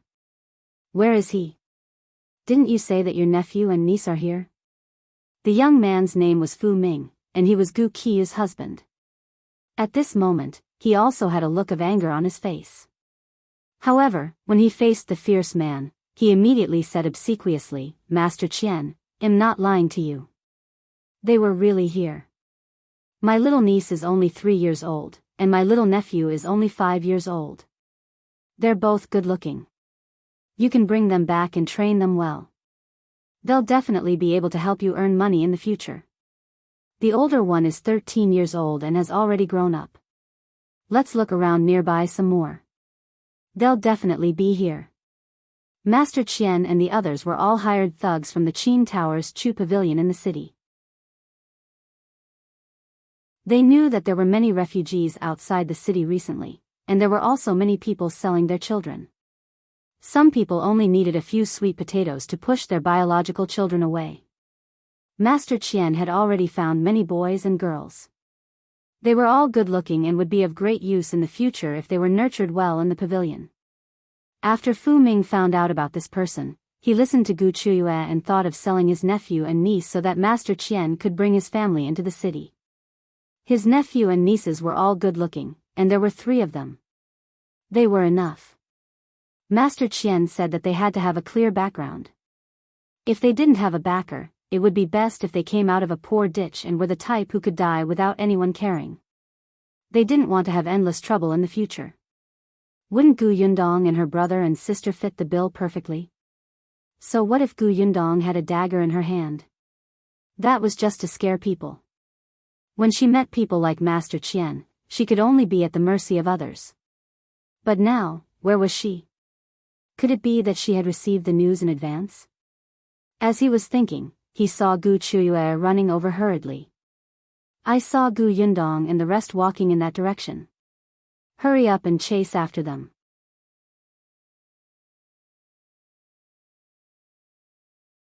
Chapter 20. The ruthless Master Qian. When Gu Yundong and the others turned around to go to Shuanhe province, Gu Chuyue happened to see them. She immediately went to look for her husband, Fu Ming, and Master Qian. She hurriedly pointed in the direction. Seeing that they had chased after Gu Yundong, she smiled sinisterly. "I told you not to be smug. Do you think a thin brat like you can escape from Master Qian's hands? Just you wait. It'll make you come back and kowtow and admit your mistake." Bah! Gu Yundong had not walked very far. After all, she was carrying a child on her back and it was the middle of the night. It was inevitable that she would walk slower. Fortunately, not many people took this path. Basically, they all went to the closer Wanqing prefecture. Shuanhe prefecture was too far away. The people who chose this path definitely had better conditions. Most of them still had transportation tools from before. Gu Yundong and the others were the only ones who walked over on foot. She had to check later if there were any cars in the spatial storage that they could use. But because of this, when she heard footsteps running over from behind, Gu Yundong's first instinct was to tense up and cautiously hide behind a nearby slope with Madame Yang. Just as they hid themselves, Master Qian, Fu Ming, and the others arrived. 1, 2, 3, 4, 5. Under the moonlight, 5 figures swayed, and they all seemed to be men. Gu Yundong instantly held his breath. The next moment, he heard one of the men's impatient voices. "Didn't you say that there was someone's shadow ahead? Where is it? There's not even a ghost's shadow. Master Qian, don't be anxious. I didn't see wrongly just now. They must have heard our footsteps and hid. Think about it. There are only 4 of them and 2 of them are babies still drinking milk. They can't walk fast at all. Chuyue also said that they just left not long ago. They must be nearby. We can find them if we look. Humph, you'd better find your nephews and nieces. Otherwise, I'll use your daughter instead. Don't worry, Master Qian. I promise they won't be able to escape. At first, Gu Yindong only thought that Fu Ming's voice was familiar and could not remember it. When she heard the word Chuyue, she instantly remembered. Wasn't this her uncle-in-law's voice? As expected, this couple was not good people. Previously, they did not succeed in finding trouble, but now, they brought helpers. This Master Qian. Gu Yindong had also about him during the day, as when she was asking about Gu Dajiang's whereabouts, she was also collecting all kinds of information in the vicinity.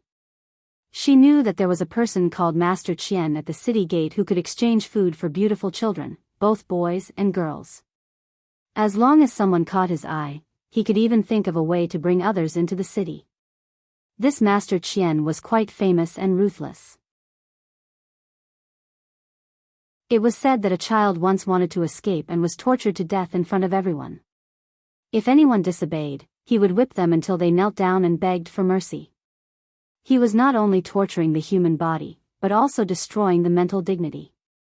Gu Chuyue and Fu Ming were going to sell them to such a person. Gu Yindong's face was ashen. This couple was indeed a match made in heaven. No wonder they liked each other. Since that was the case, they could not blame her. Gu Yindong lowered her voice and said to Madame Yang and Gu Yunshu, who had already woken up, "Be good and hide here. No matter what happens, you're not allowed to come out or make a sound." Madame Yang and Gu Yunshu had already developed the habit of being obedient along the way. When they heard this, they immediately nodded. On the other side, Master Qian also waved at his subordinates. "Go and look around."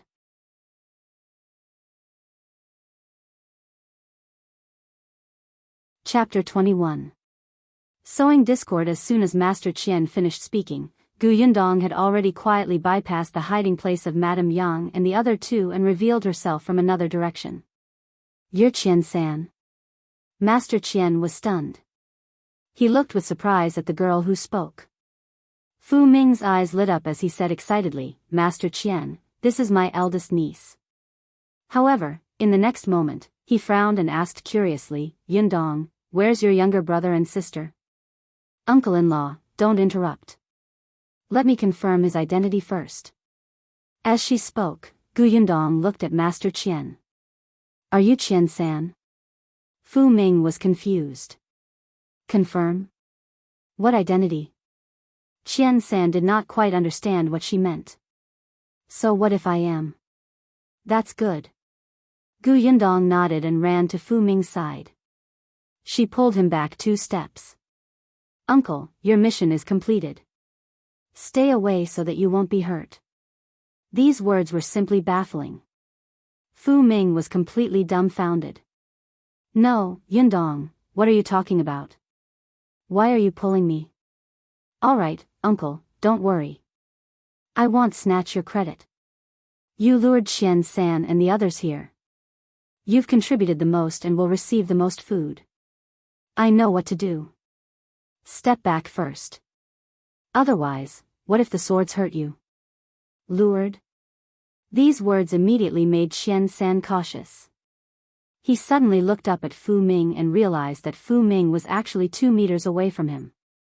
"Fu Ming, what do you mean? What do you mean by luring us here?" Gu Yindong took another big step back and looked arrogant and unafraid of death. She laughed at Qian-san. "You don't know, do you? Qian-san, you've been tricked. Haha. You killed Uncle Wang's daughter. He came to take revenge on you. He brought people to ambush here. As long as my uncle lures you here, he will give us a bag of food and promise to help us enter the city." Qian-san's expression changed drastically. Although he did not know who the Uncle Wang she was talking about was, he had killed many people. "Fu Ming, you're courting death." He did not have time to judge if Gu Yindong was telling the truth. He immediately waved at his 3 subordinates. "Capture them." Gu Yindong turned around and ran. As she ran, she shouted at a dark corner, "Uncle Wang, hurry up and do it." When she shouted, Qian San and the others subconsciously stopped in their tracks and turned to look for the so-called Uncle Wang. The corners of Gu Yundong's mouth curled up slightly. She took this opportunity to turn around abruptly. The crossbow bolt hidden in her sleeve shot out with a whoosh and hit Qian San's forehead. "Huh!" Qian San made a sound and fell straight back. "Ah!" Fu Ming screamed and looked at Master Qian, who was lying on the ground with his eyes wide open in shock. He did not even dare to breathe. The others were also stunned. In the next moment, another crossbow bolt shot over, but this time, it missed. However, even so, the other 3 thugs were so frightened that they panicked, especially when they saw their boss die with grievances. They immediately couldn't care less and scrambled away. Fu Ming also shouted and ran. He was no longer in the mood to catch Gu Yundong. Gu Yundong pursed her lips. Seeing that their footsteps had disappeared, she picked up the crossbow on the ground. The position was not good, and the crossbow bolt could only hit the ground to deter them. She did not need to care about Fu Ming's family. If Qian San died, his 3 subordinates would not let them off. Gu Yundong sneered and began to plunder Qian San's belongings. This person did not bring anything with him. She only found a money bag from him. There were 20 taels of silver inside. Very well, the money was hers now. Gu Yundong put it away in satisfaction. When she got up again, she heard a commotion at the city gate. As expected, they started fighting.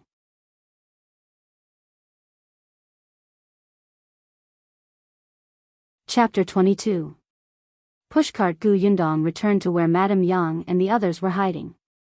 She carried the basket that was on the ground. "Let's go. There will be more people in a while." There was a fight at the city gate.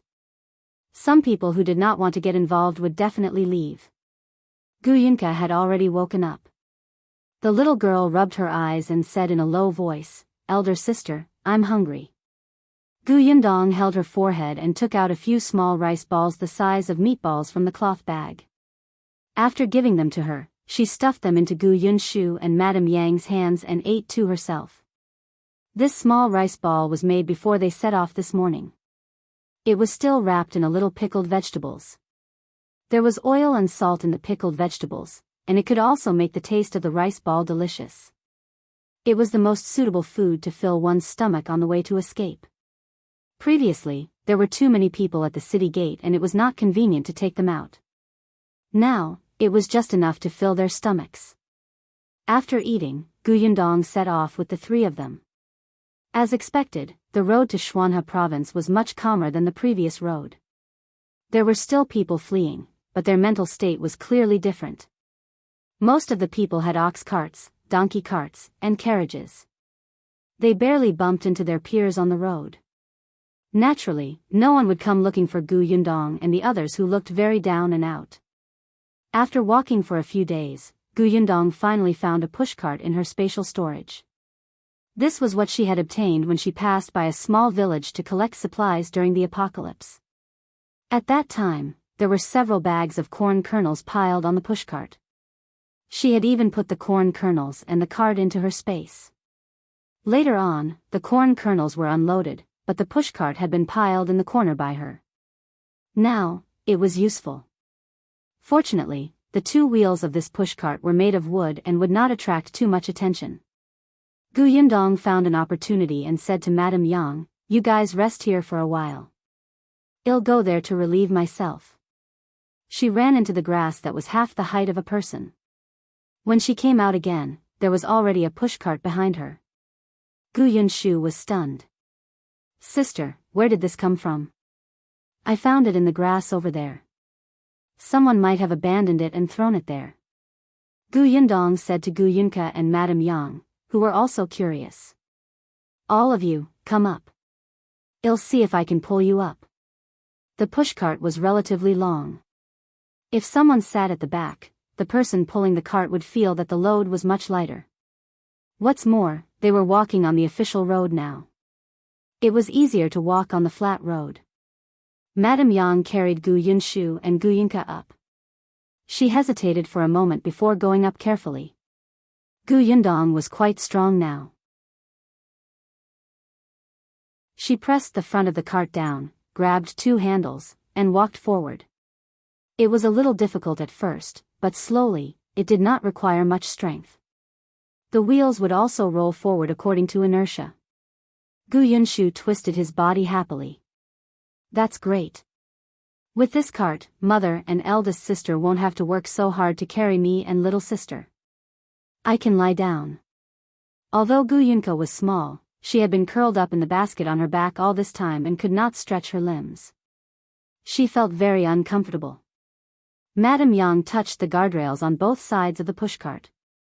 There was also a barrier at the back of the car to prevent it from falling. Gu Yundong turned to look at the three of them, and the corners of her mouth subconsciously curled up. With the pushcart, their speed was indeed much faster. Gu Yundong and Madame Yang would switch shifts. After Gu Yundong kept watch at night, she could also sleep in the cart during the day the next day, saving a lot of time. Hence, when they arrived at the city gate of Xuanhe province, it was less than a month later. This was greatly beyond Gu Yundong's expectations.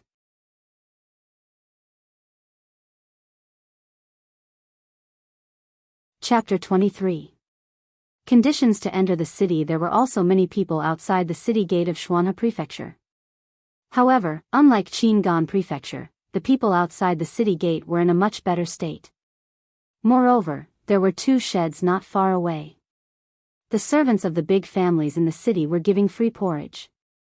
In order not to be unconventional, Gu Yundong settled Madame Yang and the others not far away. She took 2 bowls and asked for 2 bowls of porridge. At the same time, she asked about the situation here. However, an auntie said to her, "It's not easy for you to enter the city. I heard that the magistrate is worried that too many refugees entering the city will cause chaos, so you have to have certain conditions to enter the city." What conditions? A girl around her age sized her up and laughed. It's useless even if I say it. You definitely won't be able to meet the conditions. Gu Yundong ignored her and asked the aunt, "Go ahead." They said that not only does one have to have a household registration certificate to enter the city, but every person also has to pay 5 taels of silver. 5 taels? F***ck, this was daylight robbery. If one person was 5 taels, wouldn't the 4 of them need 20 taels? They did have a household registration certificate. Her father, Gu Dajiang, had asked them to bring it with them. The girl beside her saw her surprised expression and immediately laughed. "I told you it was useless to tell you. Why are you still asking? From the looks of it, you're not even as good as me. It's already good enough if you have 5 copper coins on you. You should obediently find a place outside and wait for a kind person to give you some food. What's the point?" Gu Yundong suddenly turned his head to look at her. "What's wrong with you? No one is paying attention to you, but you're still trying to make your presence known. Do I know you? Are we very close?" Gu Yundong turned around and left. That girl was furious. "Why are you so arrogant? Just you wait. If you can't enter the city, you'll still have to spend the night here." Gu Yundong had already walked to Madame Yang and the other 2. She handed over the porridge in her hand. "Drink this first. Well, enter the city later." The 4 of them obediently finished 2 bowls of porridge. The porridge dispensers had already packed up and entered the city. After the city gate quietened down a little, she got up and pulled the pushcart to bring the 3 of them to the city gate. There were many soldiers guarding the city gate. They were afraid that something would go wrong. These people all had murderous expressions and the swords in their hands were cold. Gu Yundong had been observing just now and realized that the young soldier on the left had a very good attitude. When the families who were giving porridge entered the city, he even reached out to help them. She walked up to him and handed over the household registration certificate in her hand. The commotion on her side quickly attracted the other refugees who were still at the city gate, especially the girl who had been mocking her and looking at her. Seeing this, she sneered. The soldier also looked at Gu Yundong in surprise. He sized up her clothes and expression, then looked at her household registration certificate. Then, he said, "Do you know the rules for entering the city? 5 taels per person, right?" The soldier nodded.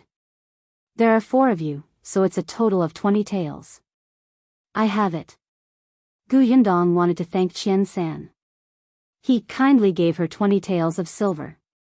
Coupled with the 5 taels of silver she had plundered previously, she should be able to last for a few days after entering the city and wait for her to find a way to earn money.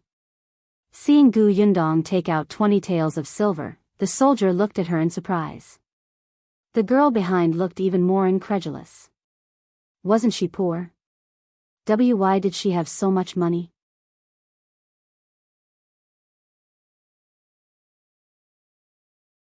Chapter 24.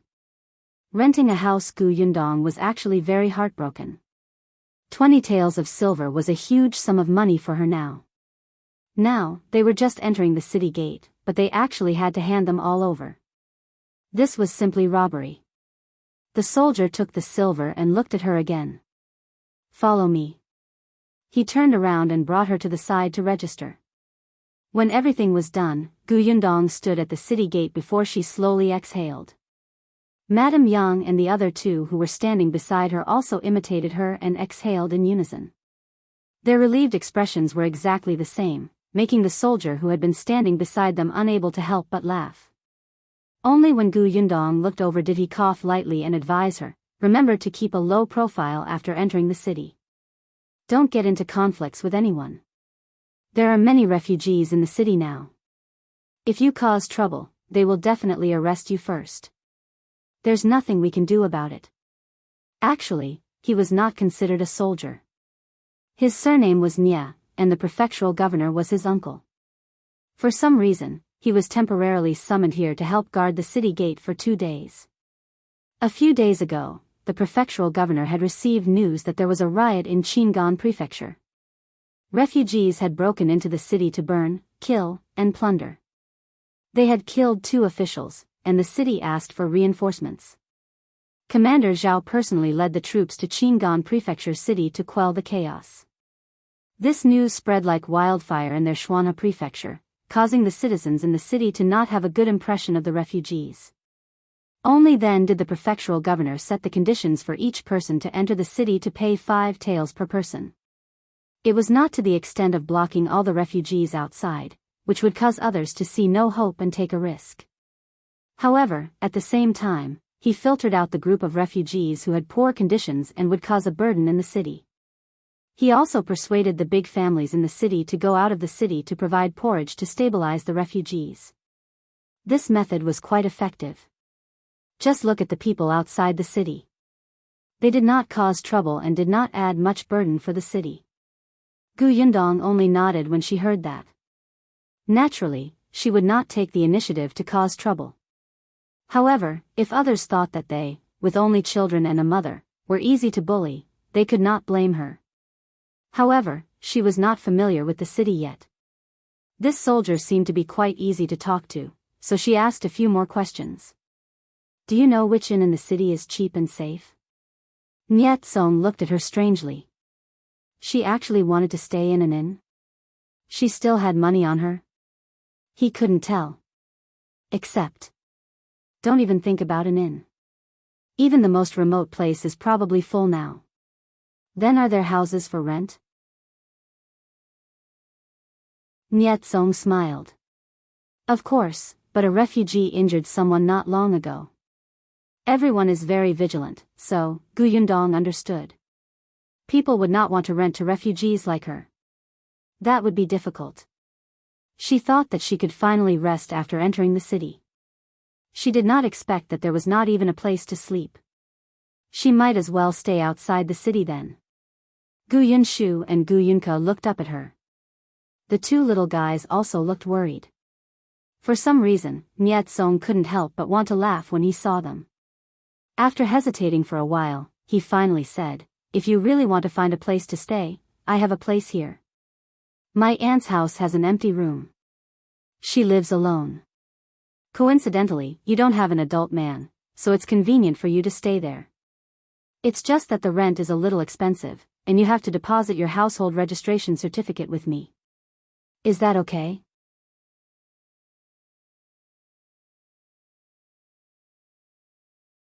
Chapter 25.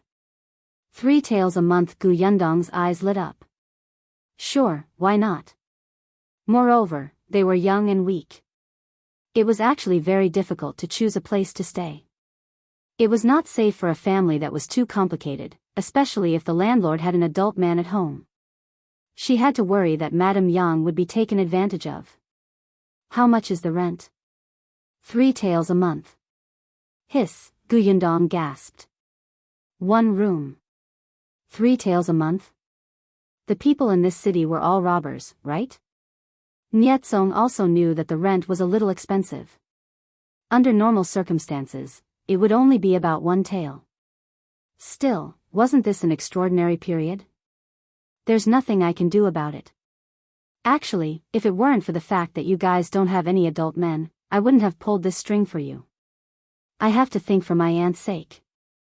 I can't let her be in danger, right? The rent is a little expensive, but the location is not bad. It's also close to my house, so it's convenient to go out. Nyetsong said, besides, you can rest assured. If you accept, I can bring you to the government office to sign this lease. I won't cheat you. Gu Yundong did not suspect that Nyetsong would cheat her. The details indicated his character. Nyetsong looked young, but his actions were very well-mannered. It was obvious that he had learned the rules properly since he was young. Moreover, he was wearing soldier's clothes outside, but his shoes were different from ordinary soldier's shoes. His family did not lack money. Especially when she was registering just now, she vaguely heard the registration officer call him young Master Nye. So, let's go to the government office to sign the lease. In fact, ordinary rentals did not need to go to the government office. It was not like they were transferring the ownership. This was obviously Nyetsong's suggestion to reassure her. Alright, wait a moment. I'll give some instructions and I'll be right there. After Nyetsong handed over his shift, he led Gu Yundong's family of 4 towards the government office. On the way, he learned about Gu Yundong's background.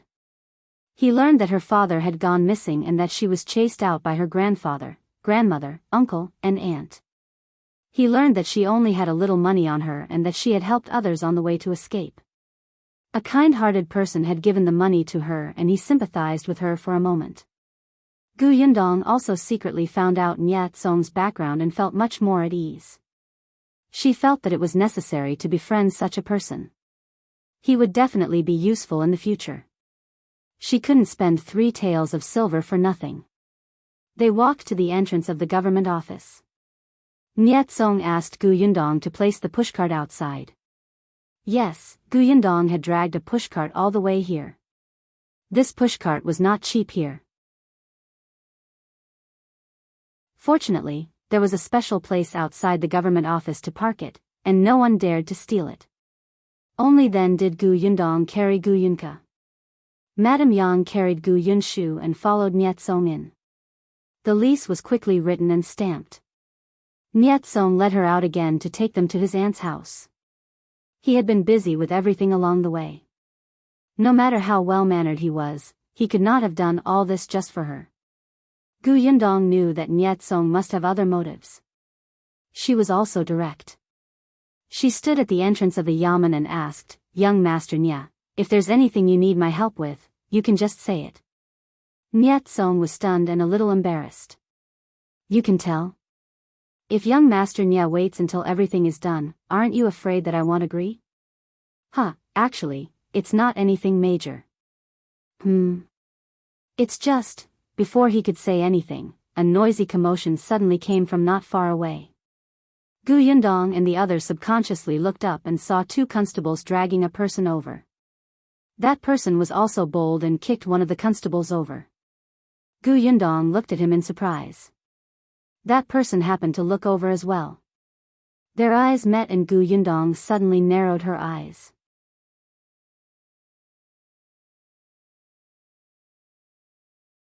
Chapter 26. Young man, this person gave her a sense of déjà vu. Gu Yundong frowned slightly and immediately reacted. Yes, this person was very much like herself in the apocalypse. She did not care about anything. Her eyes were indifferent, as if there was no one or thing in the world that could move her heart. She felt like she was living day by day. However, that was because the apocalypse she lived in left her with no hope. What about the man in front of her? Before she could think too much, the constable who had been kicked down had already gotten up. With a whoosh, he pulled out the sword at his waist and was about to slash at that person. The sword seemed icy cold. The little girl in Gu Yundong's arms quickly hugged her neck and buried her head in Gu Yundong's arms. Seeing this, Nye Tsong thought that she was afraid and immediately stopped the constable. Stop. The constable barely stopped in time and turned around. When he saw that it was him, he hurriedly went forward and smiled obsequiously. Young Master Nye, it's you. What are you doing? Why are you fighting and killing at the entrance of the government office? How unseemly is that, the constable immediately explained indignantly. Sigh, young Master Nye, it's not that I want to attack him. It's just that this person has committed a heinous crime and still resisted arrest. Look, he actually dared to kick me just now. What did he do? Someone came to report that this person is the leader of the refugees in Qingan Prefecture. We brought him back for interrogation. Nye Tsong was stunned. There was a riot in Qingan Prefecture, and Commander Zhao had led his troops to support the suppression. It was said that the leader who had broken into the local government office and killed the prefectural governor had not been caught. It was very likely that he had fled to the nearby prefecture city. Recently, their Xuanhe prefecture had also been heavily guarded. They patrolled day and night, afraid that this person would cause trouble here. However, according to his understanding, the leader was a middle-aged man in his 30s or 40s, and the person in front of him looked to be a youth who was not even 20 years old. As expected, the young man denied it expressionlessly. "I'm not him." The constable chuckled. "You're not him? Look at the portrait on this warrant. This is you." He held a piece of paper with a portrait of a person on it. He stretched it out and almost hit the young man's face. Nye Tsong also took it and looked at it. He could not help but sigh secretly. Gu Yundong glanced at it and the corners of her mouth twitched. Weren't the character drawings of this era too abstract? It would be strange if they could catch the criminal with such an arrest warrant. However, even if this person was that realistic, he was still miles away from the young man in front of him. These two constables were obviously lying through their teeth and making things difficult for the youth. Gu Yundong knew that many constables nowadays relied on extortion to survive, but it was also very chilling to be so blatant about it. Nye Tsong frowned as well. He glanced at the young man and threw the wanted order at the constable's face. "How is it similar? Hurry up and let him go. If we arrest people randomly like you, won't we let the real murderer off?" The constable was a little unhappy. "But we received a report. Do you believe anyone who comes to report the case? I think the person who should be arrested the most is the person who reported the case. He even dares to lie through his teeth with a wanted order. It's a waste of time to come to the government office to report a case like this. He's simply detestable. Hurry up and let him go." Nye Tsong's identity obviously made the two constables very afraid. After the two of them looked at each other, they finally untied the young man unwillingly. Go, hurry and get out of here." The young man pursed his lips, glanced at Nye Tsong, and turned to leave. From the beginning to the end, he did not say much. In the end, he did not even say thanks.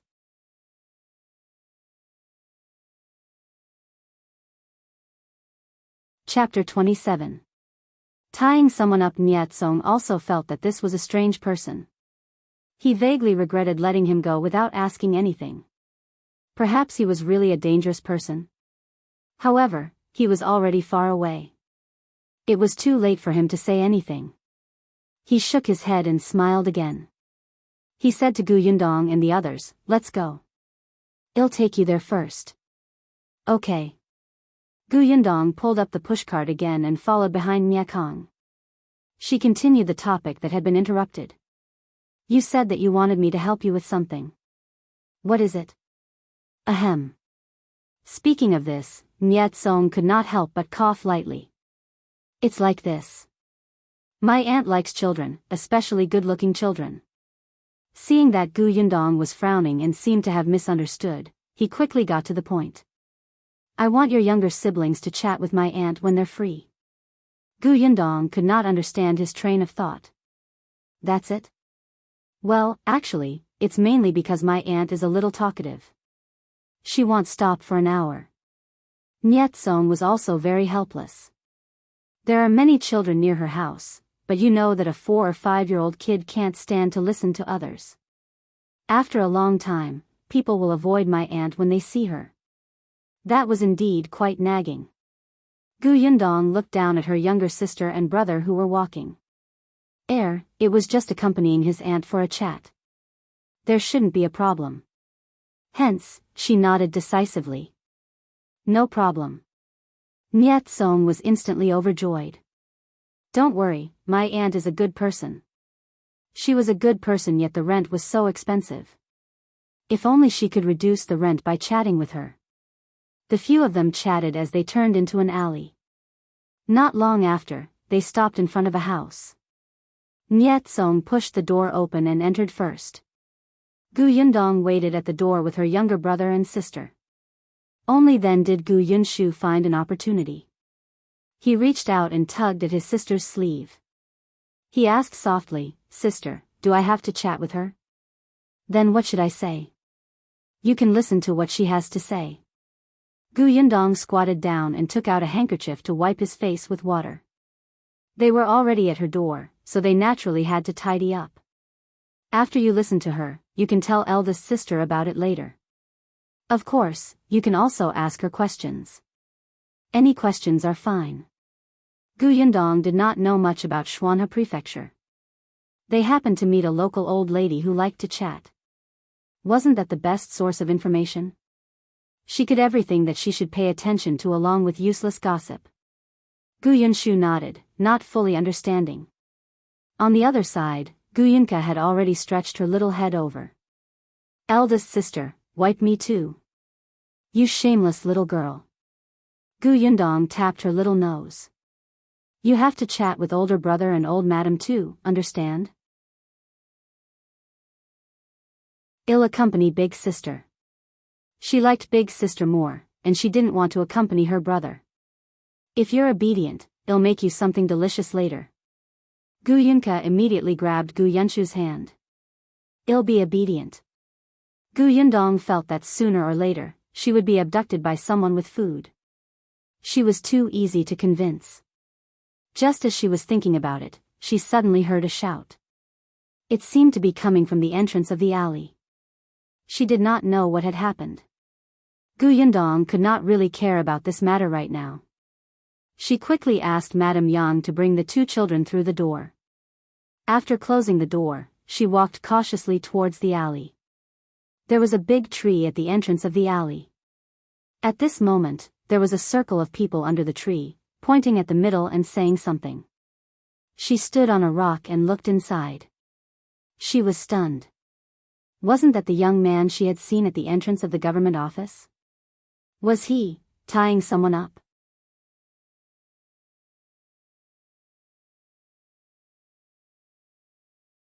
Chapter 28. Fancy operations. The young man held a rope in his hand and grabbed a middle-aged man who was cursing with his other hand. He was tying the rope around the latter's waist. The middle-aged man struggled a few times but could not break free. He cursed in a really unsightly manner, "You little B*****, mongrel. You have a mother but no mother raised you. Hurry up and let go, or I'll break your legs. How dare a bastard from the countryside be arrogant in this prefecture city? Be careful not to die without knowing how. Kid, remember this. Let go quickly." Halfway through tying him up, the young man suddenly punched him in the stomach.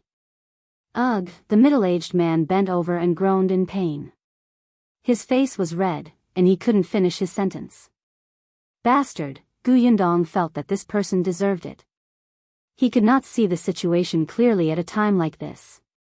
Someone at the side was curious and asked what was going on. An onlooker seemed to know the inside story and said softly, "Shopkeeper Pan deserves it. He's stingy and vengeful. You know how his shop needed to be renovated some time ago and he hired this kid to help with the work? In the end, many refugees have come to look for work these days.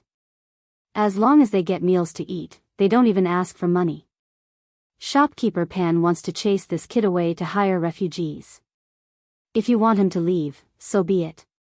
He has to at least settle his previous salary, right?" "What?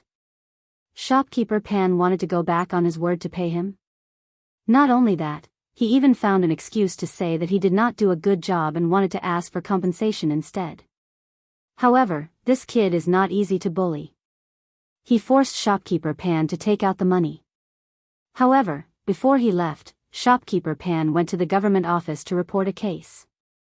He said that this kid was the leader of the riot in Qingan Prefecture previously and got someone to arrest him. This is too immoral." The onlookers shook their heads in surprise. Was this really a way to behave? Who didn't know what the constables in the government office were like? Wouldn't anyone be skinned alive if they were arrested? Isn't he wicked? This kid is just lucky. The constables released him not long after bringing him back. Wouldn't he obviously have to settle scores with Shopkeeper Pan? As soon as he finished speaking, the young man had already tied Shopkeeper Pan up. The rope was suddenly thrown around the tree trunk above his head and pressed down. Shopkeeper Pan screamed like a pig being slaughtered. He was already hanging in midair and swaying left and right. There was a hard limestone slab below.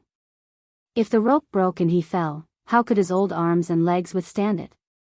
He finally began to beg for mercy. "Ching boy, I was wrong.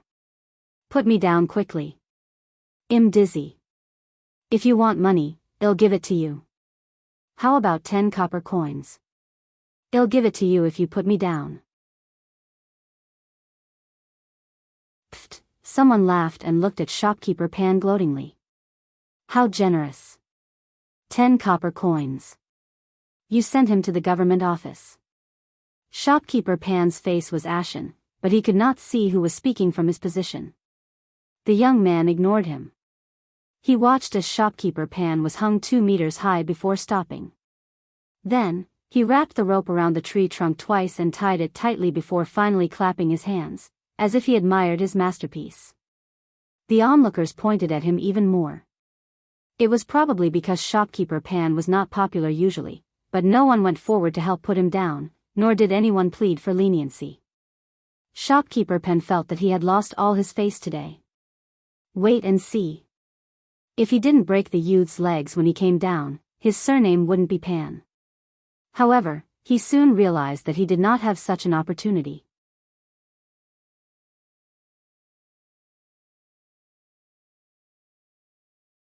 Chapter 29. Going to earn money. Shopkeeper Pan was sinisterly thinking of ways to deal with him when 2 constables walked over. They were the 2 who had captured the youth earlier. When they saw the young man standing under the tree, one of them was instantly angry. Great, enemies really met on a narrow road. He hadn't returned the kick from before. Since young Master Nia wasn't around, let's see who still dared to speak up for him. The constable went forward to look for trouble, but was stopped by the other. The latter pointed at Gu Yundong, who was standing not far away, and shook his head slightly. The constable quickly recognized this person as the person who had been with young Master Nia earlier. If she was here, young Master Nia might be nearby. In the end, he endured it and did not look at the youth again. On the other hand, the young man noticed their actions and happened to see Gu Yundong. His gaze was cold, and he still had a very indifferent attitude. Only then did the 2 constables look at Shopkeeper Pan, who was hanging in the air. Seeing his fat and short figure flapping in the air like a tortoise that had flipped over, they were instantly amused. "You're Pan Fu?" Pan Fu raised his head slightly and was overjoyed to see the clothes they were wearing. He hurriedly said, Sir Constable, save me. Save me quickly. He wants to kill me, Are you Pan Fu? The constable interrupted impatiently. Pan Fu was stunned for a moment before nodding. Yes, yes, yes. Pan Fu. You're the one who went to the government office to report a fake case and delayed us from catching the real criminal? Do you know how serious the consequences of your actions are? You're really bold. What kind of place do you think the magistrate's office is? Who do you think we are? Do you think you can use your position to take revenge and spout nonsense? Pan Fu was so frightened that his face instantly turned pale. His body trembled twice as he hurriedly said, No, I didn't. Constables, I really didn't report a fake case. Wang De is my cousin in the government office. He can prove that what I said is the truth. What cousin? Didn't you report a fake case? Come with us to the government office. What Wang De? A miscellaneous worker in the government office dared to be someone's backer? The constable sneered and went forward to cut the rope. Pan Fu fell onto the limestone slab with a bang, his face contorting in pain. But before he could recover, the two constables had already grabbed his arms and dragged him away. The onlookers did not dare to speak at this moment. Only when they were gone did they discuss softly. Shopkeeper Pan is finished. Serves him right. He knew that if that young man was convicted, the outcome would not be good, but he was still so vicious as to frame someone. Gu Yundong reflexively turned to look at the youth and saw that he had already passed through the crowd and disappeared. The crowd gradually dispersed. Gu Yundong turned around and saw Niet Song looking for her. What happened here? Gu Yundong recounted the situation just now. Niet Song raised his eyebrows in surprise. That kid is definitely the type to take revenge. He's just too rash. If those two constables don't take Pan Fu away, Pan Fu will definitely not let him off. He shook his head and did not continue the topic. He immediately told Gu Yundong about his aunt's situation. My aunt has already agreed to rent to you for a month if you pay 3 taels of silver first. You can stay in the West Wing for now. You have to settle your meals yourself. You can use the things in the room, but you can't damage them. Gu Yundong nodded. After paying 3 taels of silver, she only had 2 taels left. I'm so poor. I have to earn money quickly.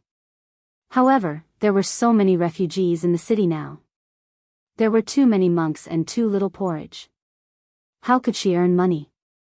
Suddenly, she looked at Niet Song beside her, and a glint flashed across her eyes.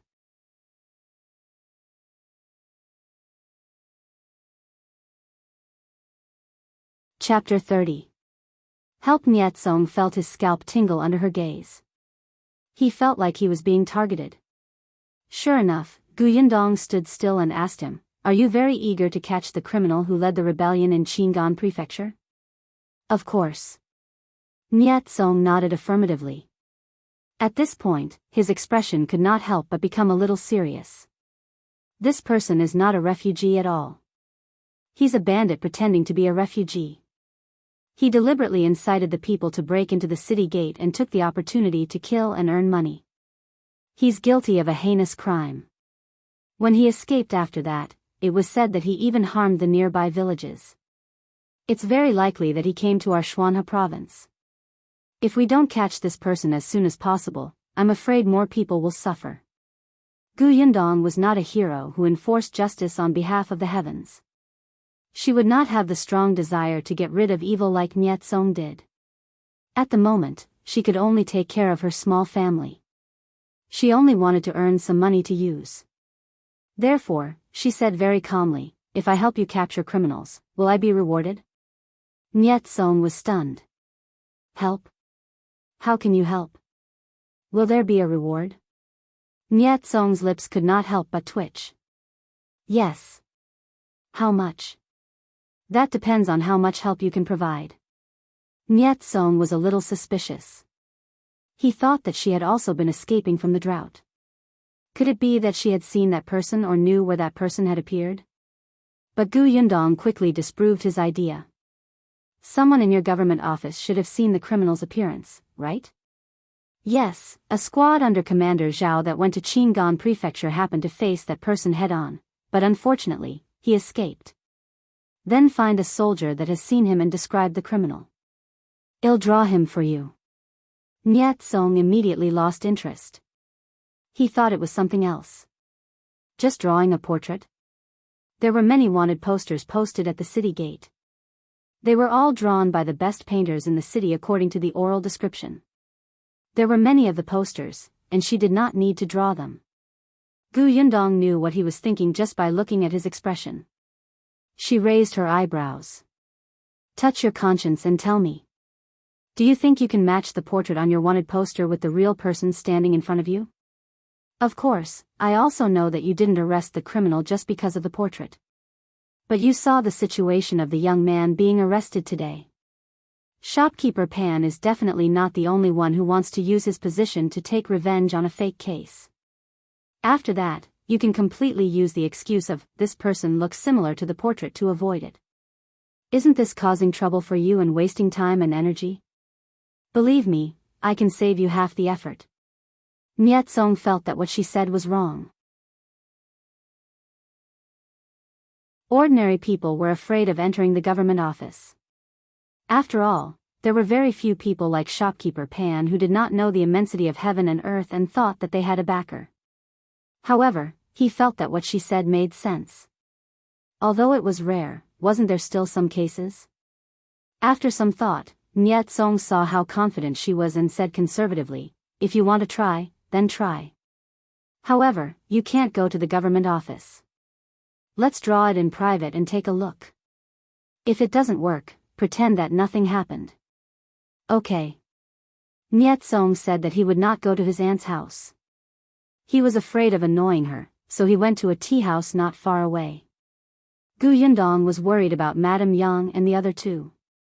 She wanted to see Niet Song's aunt first. Hence, the two of them returned to the small courtyard first. When they entered, they happened to hear his aunt and Madame Yang talking. Get some water to wash up first. You guys are disheveled. Those who don't know better will think that a beggar has entered our house. Do you have clean clothes? If not, I'll go next door to borrow them for you. However, I have to tell you guys that you can't ruin the clothes, or you'll have to pay. Oh my, these two little darlings.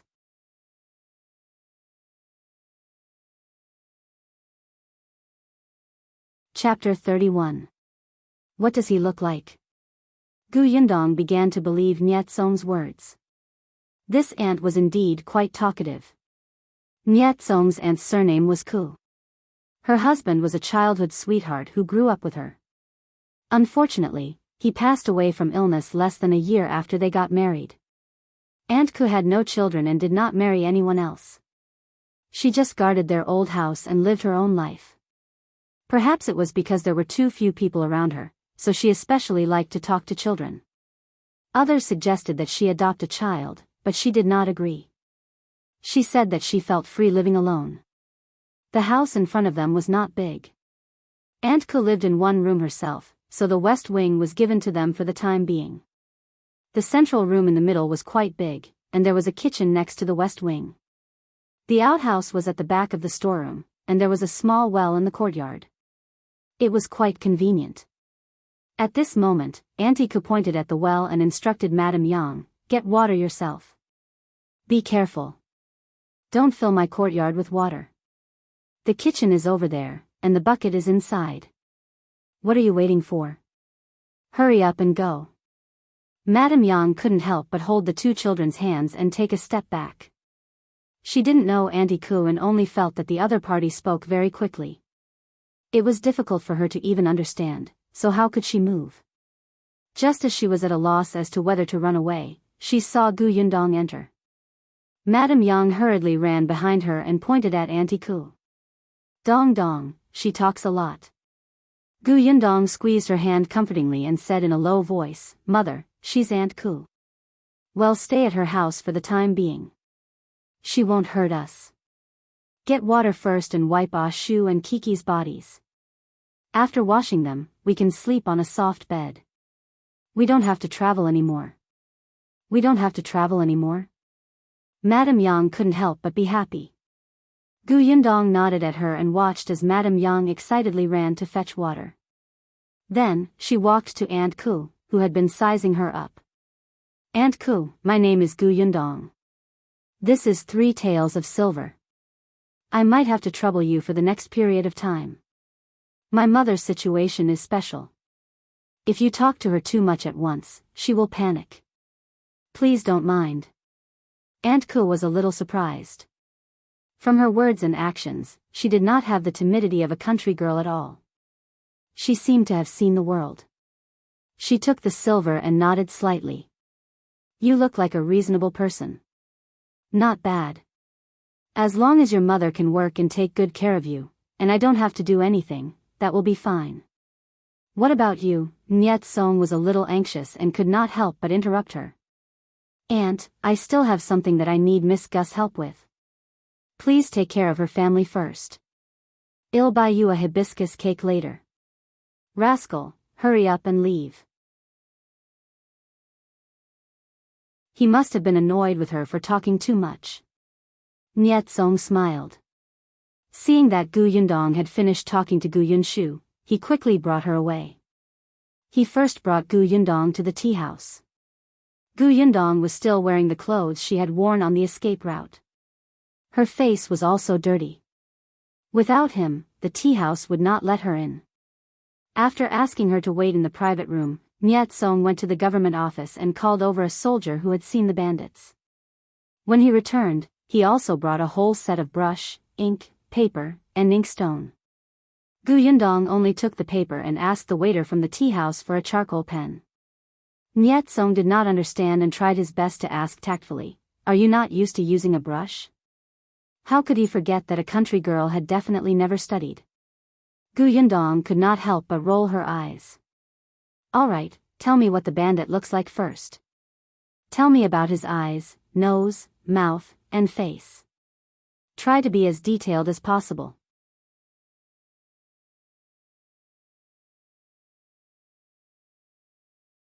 Chapter 32.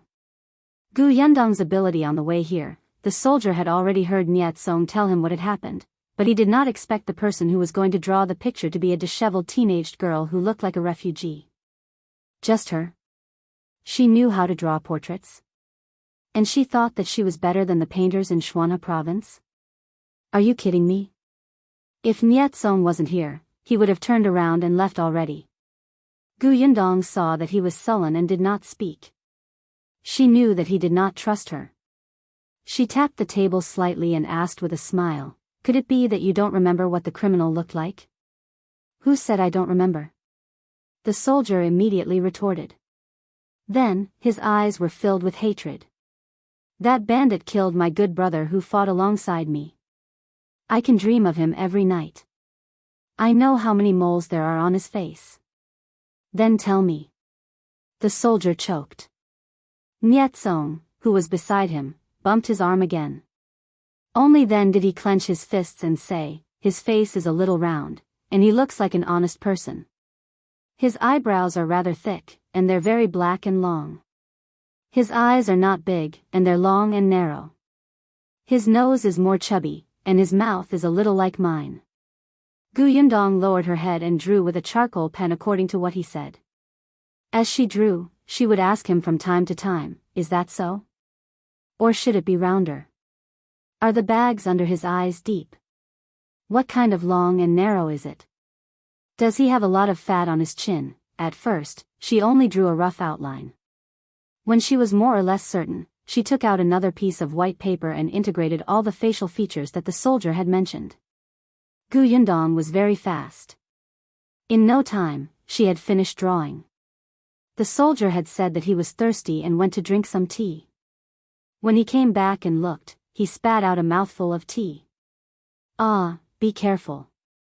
Gu Yundong hurriedly moved the paper away and glared at him fiercely. The soldier hurriedly wiped his mouth and eagerly picked up the piece of paper. His eyes widened. Niet Song had taken a few steps back when he dodged the tea the soldier spat out. At this moment, he looked up at his shocked expression and could not help but ask curiously, "What's wrong?" The soldier muttered in disbelief, "Similar, too similar. They're simply too similar. Is it really that similar? Wasn't that too exaggerated? Niet Song shook his head and walked around the table to look from behind him. He was stunned on the spot. The soldier said in disbelief, It's like it's carved out of his face. There's actually such a drawing method. Niet Song shook his head in surprise. He carefully took it from the soldier's hand and looked at it again and again. He could not help but click his tongue in wonder. Those painters' drawings were also very good, but Niet Song was not a master of calligraphy and painting. He did not know much about the topic and could not appreciate them. He only knew that the artistic conception was quite beautiful, and the characters were also very beautiful. However, there was still a gap between them and real people. At least, it was not very useful for using those to solve cases. But now, this character drawing seemed to have come alive. And this was only drawn with a charcoal pencil. When he looked up at Gu Yundong again, Niet Song's gaze changed. Was this Miss Gu really just a country bumpkin who did not know anything? Who taught you how to draw? Gu Yundong also took a sip of water and shrugged. Someone I don't know. He didn't tell me his name.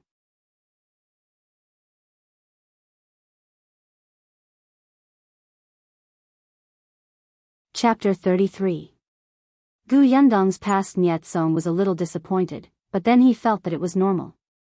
There were many strange people in this world, especially those with true ability. For example, there was a famous Go player in their prefecture city who was a very strange person. Gu Yundong did not know that he had already found an excuse for her. She rubbed her sore wrist. She had not drawn for a long time and was a little rusty. Fortunately, she slowly found the feeling again. Gu Yundong was an orphan in her previous life.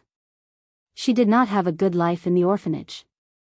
When she was 5 years old, she had been adopted. However, half a year later, the couple who adopted her met with a car accident and passed away. She was sent back to the orphanage. Someone unknown said that she was a jinx, and that she had jinxed the couple to death. Because of this rumor, she had no friends at the orphanage at all. The director also didn't like her. The orphanage's resources were limited. In order to eat and wear warm clothes, the children in the orphanage actually fought openly and secretly. Gu Yundong was the one who was often bullied, but every time there was any conflict, the director would punish her. Gu Yundong had known since she was 5 years old that she had to support herself and could not be weak. She didn't have much feelings for the orphanage, but she worked hard and got into university herself. She worked part-time and studied to help herself find a job after graduating from university. At that time, the major she was most interested in was art. However, it took money and time to learn art. However, she lacked both and could only give up. Sometimes, when she couldn't help but feel tempted, she would go to the art academy to freeload some classes. She was very talented in this aspect and learned intermittently, and her drawing was very stunning. Even the teacher could not help but feel that it was a pity about her character drawing talent. He even applied for a scholarship for her to study this, but Gu Yundong rejected this. For people who had no guarantees in the future, hobbies were sometimes very extravagant. However, he did not expect that what he had learned back then would be useful here. She rubbed her wrist for a while and asked Niet Song and Xiao Bing, who were still holding the piece of drawing paper and discussing while praising her, "So, is this okay?" The two of them nodded hurriedly. Yes, of course. It's too good." Niet Song went to get another piece of paper. The smile on his face was much more eager. "Let's draw 2 more. Only 2 more. No more than that." She was beginning to miss the copy machine. With the first drawing, the second and third drawings were much faster. Not long after, Niet Song gathered the 3 portraits and was about to leave. "Quick, go back to the government office and get someone to arrest him with these. Someone must have seen him before." He was about to leave when Gu Yundong hurriedly grabbed him back. "Wait a moment. What is it? You have to help me keep the origin of this drawing a secret. I don't want to be targeted by that vicious bandit." I still have my family to protect. Niet Song paused and his expression turned serious. Don't worry. It's not just you. We also keep the painters who drew the wanted posters a secret. I'll only tell the provincial governor about you. No one else will know. The soldier standing beside him also nodded seriously. Miss, don't worry. To be honest, he still could not see what this girl looked like. She was too disheveled. Only then did Gu Yundong let go. Niet Song quickly rolled up the drawings and left in a hurry with the soldier. As soon as they left, Gu Yundong also prepared to leave. However, as soon as she turned around, her eyes widened and she knocked on the table fiercely. We hadn't agreed on the amount of silver for my compensation.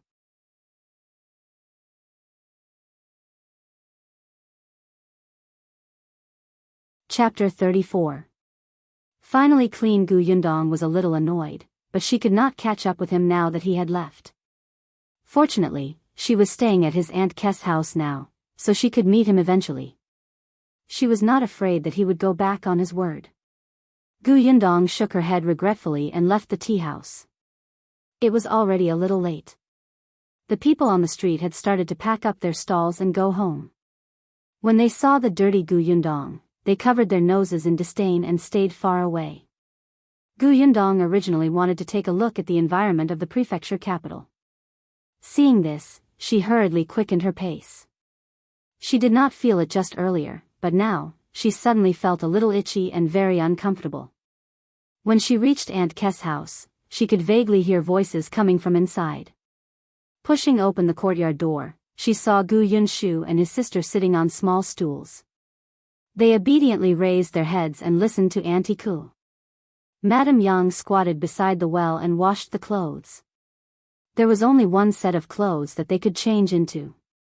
It was also very difficult to find a pond for them to wash and dry clothes on the way, so both sets of clothes were dirty and not easy to wear. Currently, Gu Yunshu and his sister's clothes should have been borrowed by Aunt Ku from next door. They did not fit well on them, but at least they were clean and comfortable. The clothes on Madame Yang should be Aunt Kess. They were a little short. Aunt Ku was facing the door, so she was the first to see her.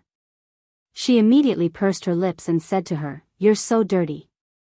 Hurry up and wash up. I've also borrowed clothes for you. They're in the west wing. Go get them yourself."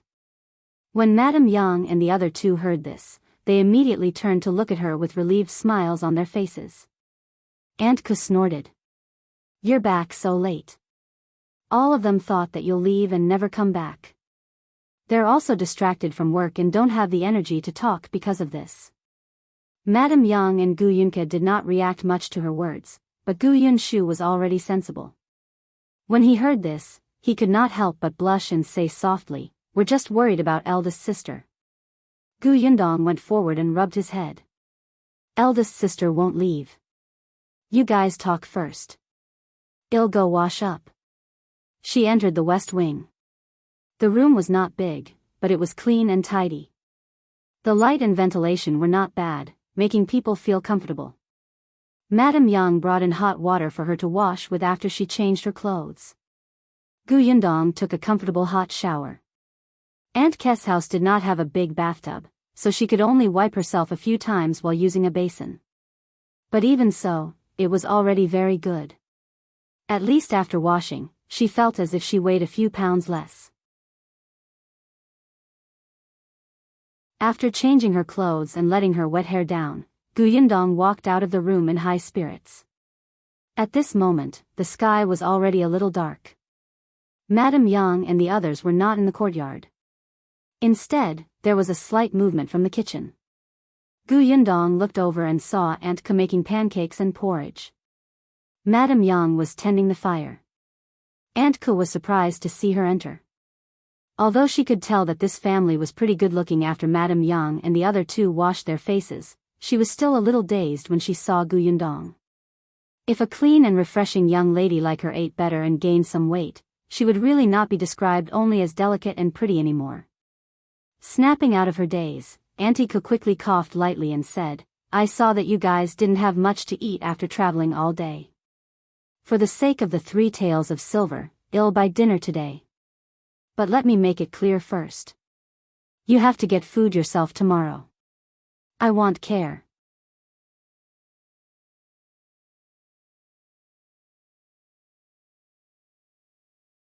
Chapter 35. I'll cook meat for you. Aunt Kess' culinary skills were not bad. Dinner was porridge with pancakes and pickled vegetables.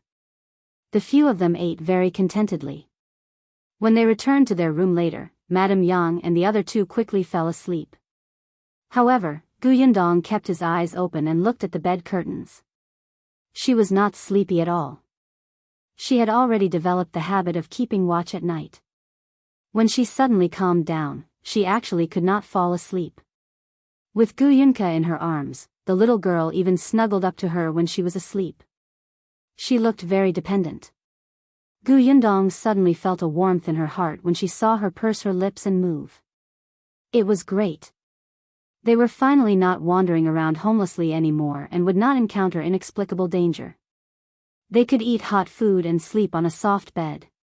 They even had family. Gu Yundong gradually relaxed and slowly fell asleep. The next morning, she went out with 2 taels of silver. Aunt Ku had said that she had to cook her own food today. Now that she had settled down, she still had many things to buy. At the very least, she could not use the landlord's food. However, she only had 2 taels of silver, and she had to buy a lot of things. The prices in the prefecture city were not cheap either. It seemed that she had to ask for the debt that was owed her. Gu Yundong went straight to the government office, but the guard at the door said that Niet Song was not there. He seemed to have gone to arrest someone. Gu Yundong could only go shopping with 2 taels of silver to see if there was anywhere nearby that she could earn money. After walking around, she gave up. There were many refugees in the city. She asked around and found out that these people only needed food and accommodation to work. They did not need to be paid at all. Wasn't this destroying the market? How could work be for free? Gu Yundong sighed heavily and went to the market Aunt Ku had told her about. The market was lively. Gu Yundong bought a few vegetables, onions, ginger, and garlic, and went to cut 2 caddies of meat. After walking around, she suddenly realized that there was a stall in the corner selling apples.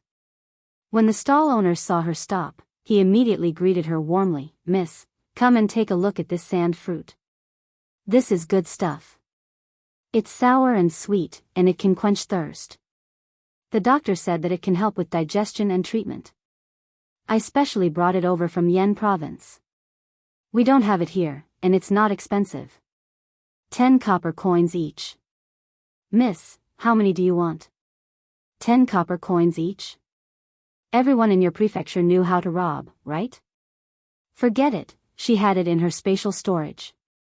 Gu Yundong turned around and left. The vendor hurriedly called out to her, "Hey, miss, don't leave. The price is negotiable. It can be cheaper." Gu Yundong walked even faster and left the market with the basket. Then, she went into the rice and grain shop and bought a bucket of rice and 2 caddies of white flour. She turned around and went to the grocery store to buy oil, salt, cutlery, and so on. She began to miss modern large supermarkets. Initially, she wanted to go to the cloth shop to get some cloth, but after thinking about it, she decided not to.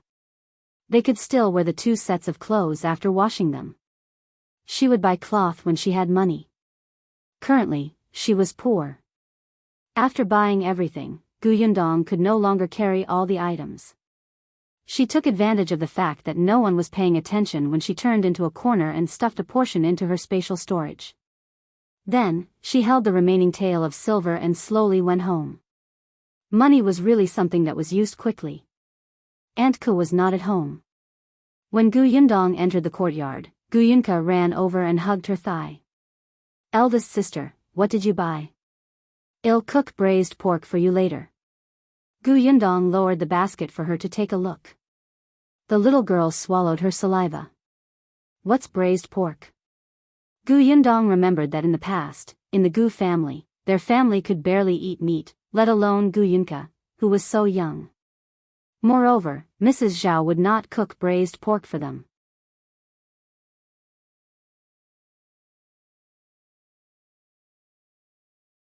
Chapter 36. For dishes and one soup, Gu Yundong stroked the little girl's furry and yellow hair and smiled. You'll know when eldest sister does it. Gu Yunka swallowed. It must be delicious. Gu Yundong went to the kitchen. She first took 2 apples, cut them, and placed them on a plate. She handed them to Gu Yunka, who had followed her in. Bring them to the central room to eat with brother and mother. What's this? The little girl looked curiously at the moist apple petals in a circle and reached out her little finger to touch them quietly. Gu Yundong was charmed by her cute actions. She picked up a piece and stuffed it into her mouth. This is an apple. It's delicious, but it's a little expensive. You can't waste it, understand? Gu Yunka took a bite. It was crispy and juicy. It was even sweeter than wild dates. Her round eyes immediately lit up. She quickly grabbed it with her small hand and bit it bit by bit. Go. Gu Yundong nudged her. The young lady carried the plate and went to look for her brother. Gu Yundong rolled up her sleeves, washed the rice, and cooked the rice. She stuffed 2 large sticks of firewood under the stove.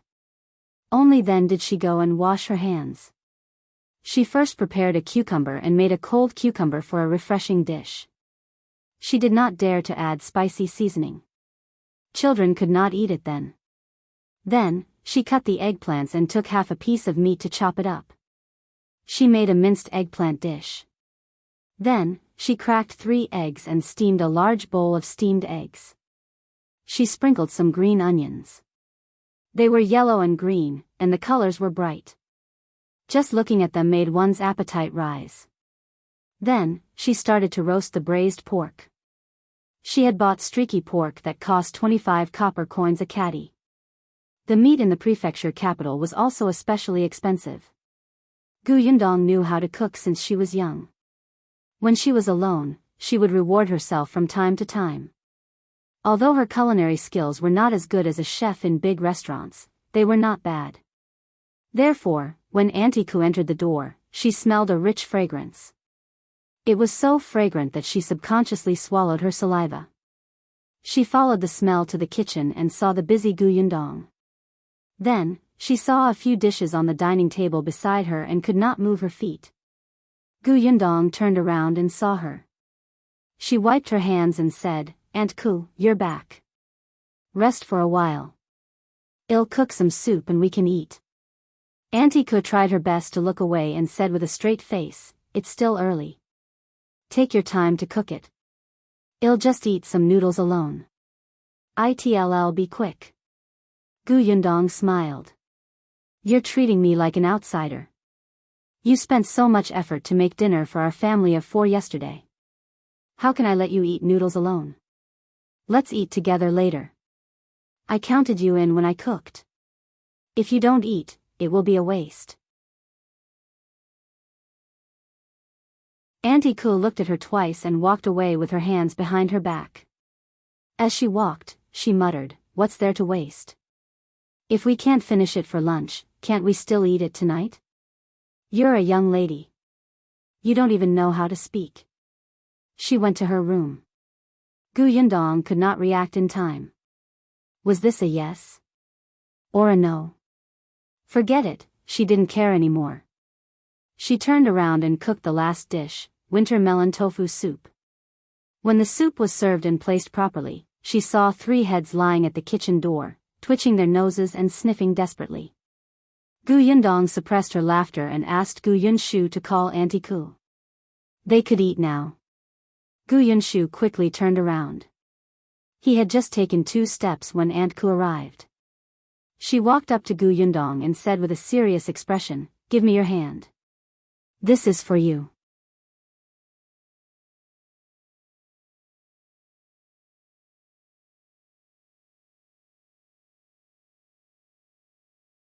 Not only her, but Madame Yang, Gu Yunshu, and Aunt Ku also praised her culinary skills endlessly. They ate all the dishes. They had never thought of such a life before. Gu Yundong also liked such peaceful days. The only thing she was worried about was that the money was decreasing bit by bit. Fortunately, 3 days later, Niet Song finally appeared at the entrance of Aunt Kes' courtyard. Moreover, he had brought her 2 surprising news. When Niet Song saw Gu Yundong again, he almost did not recognize her. Was this really that little girl with disheveled hair and ragged clothes? She was actually so good-looking. Gu Yundong ignored his surprise. She held out her hands like a debt collector. My silver. Yes, the voice was very familiar. It was definitely her. Only then did Niet Song take out a banknote from his money bag.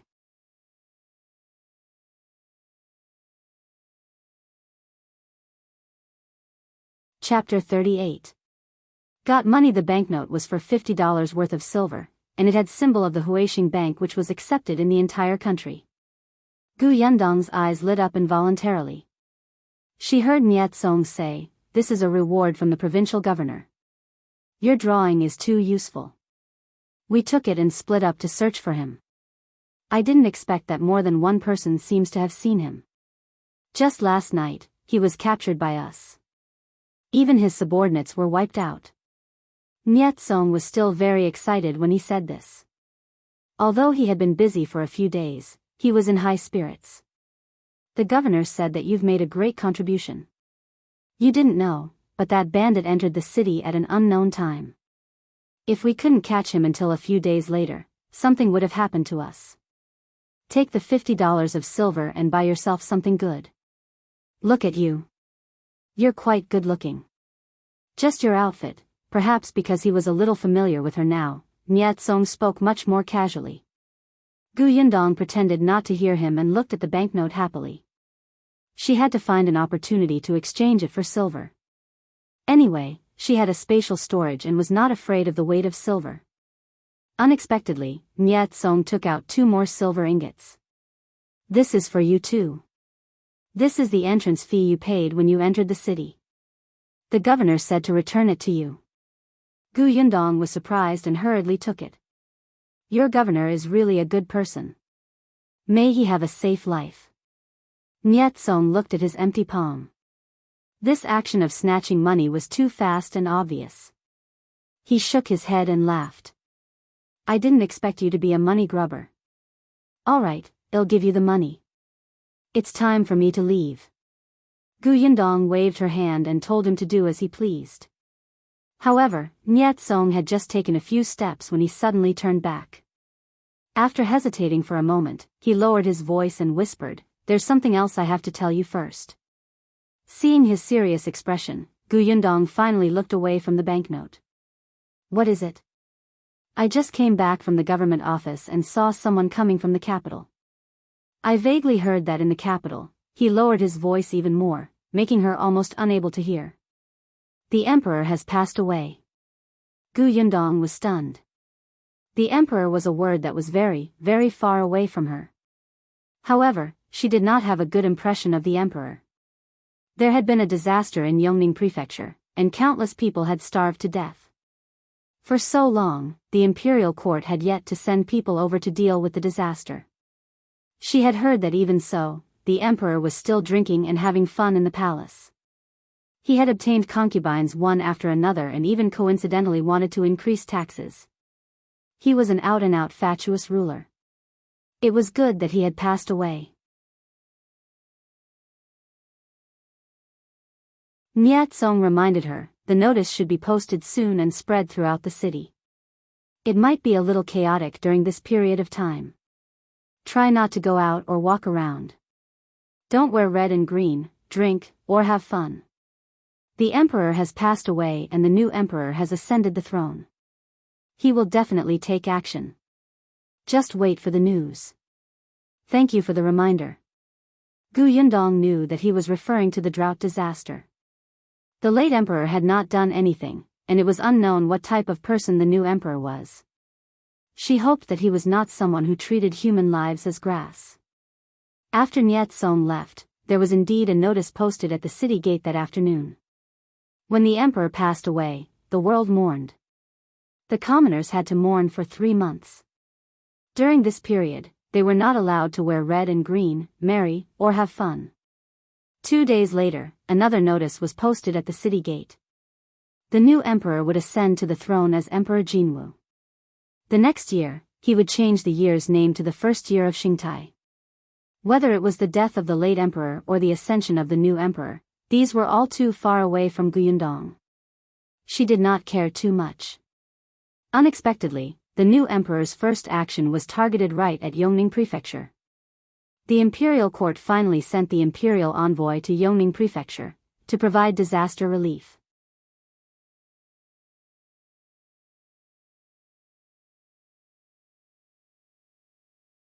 Chapter 39. Go back or not? It was said that on the day the imperial envoy arrived at Yongning Prefecture, it suddenly rained for 3 days and 3 nights. The dry land was moistened, and the lifeless citizens cheered and shouted, as if they had finally seen the light of dawn. All of them said that this was an auspicious sign from the heavens, telling the world that the new emperor was a current wise ruler and was favored by the heavens. Guyandong was still in Shuanha Prefecture and did not know the news that was spreading like wildfire. Even if she had known, she would not care. At this moment, she was standing in front of the notice board at the city gate. She looked at the notice that had just been posted and frowned slightly. This notice was about the refugees who had fled the famine. Yongning Prefecture already had food and silver for disaster relief. The chaos had calmed down and order was slowly recovering. Naturally, the refugees were going to go back. For anyone who returned, the government would give a certain amount of travel fees and exempt them from conscription for 3 years. Of course, it was fine if they did not go back. The refugees would be resettled on the SPO and registered by the government offices. This kind of condition did not allow them to be exempted for 3 years, and they would not be able to receive money. Moreover, the place to settle down depended on your luck. Basically, it would not be in a prosperous town or even a slightly better village. The fields would not be distributed either. At most, you would be given 2 acres of wasteland to cultivate on your own. Most people would choose to go back. The idea of returning to their roots was deeply ingrained in everyone's minds. They would receive money and they could be exempted from conscription for 3 years. When they returned to their hometown, they would still have familiar relatives and friends. Furthermore, many people in towns had properties and houses in Yongning Prefecture. It would be too great a loss to give up just like that. However, these were not very tempting to Guyandong. After reading the notice, she carried the basket back to Aunt Kess' house. Auntie Kuss sat in the courtyard and was making shoes for the 2 children with a needle and thread. Only recently did she realize that this girl with good culinary skills actually didn't know how to make clothes and shoes. Madame Yang did know how to make clothes and shoes, but they didn't look good. Aunt Ku doted on the 2 children and asked Guyandong to buy scraps of cloth to sew herself. As she worked, she chatted. There were 3 small stools in front of her. The 2 children and the tall Madame Yang sat there obediently and listened. Hearing the door open, Auntie Ku looked up at her. Why are you back so late today? There's a new notice posted at the city gate. I went to take a look. What did the higher-ups say? Guyandong closed the courtyard door and placed the vegetable basket on the stone mill at the side. Only then did she explain the contents of the notice. Aunt Kess' hand paused for a moment before she continued sewing as if nothing had happened. Madame Yang and Gu Yunka were still in a daze and could not understand, but Gu Yunshu understood. He immediately hugged her waist happily. Can we go home? Will we have food to eat at home? Gu Yundong lowered her head to look at the little guy's sparkling eyes and asked, Do you want to go back? Gu Yunshu was stunned. He blinked in confusion. Doesn't eldest sister want to go home? If they didn't go back, where else could they go? This was Auntie Kess' house, not their house. People couldn't live in another person's house for the rest of their lives, and the rent was so expensive. Gu Yundong patted his head. If go back to that house, we'll have our grandparents, second uncle, and third uncle's family. We might have to serve them forever and never be able to eat the food we ate 2 days ago again. Gu Yunshu suddenly thought of the past and his expression changed. Aunt Ke cast a sidelong glance at Gu Yundong. She was trying to scare a child. How shameless. Gu Yundong pretended not to see it and continued to bewitch him. Besides, do you still remember why we couldn't split off from the family?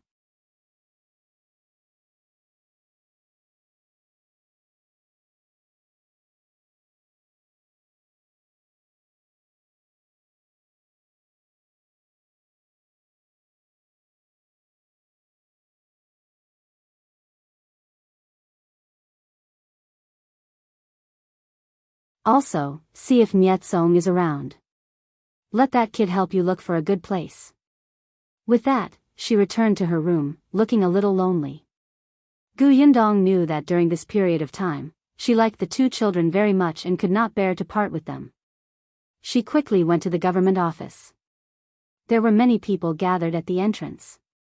Gu Yundong found Nyetsong and told him what she wanted.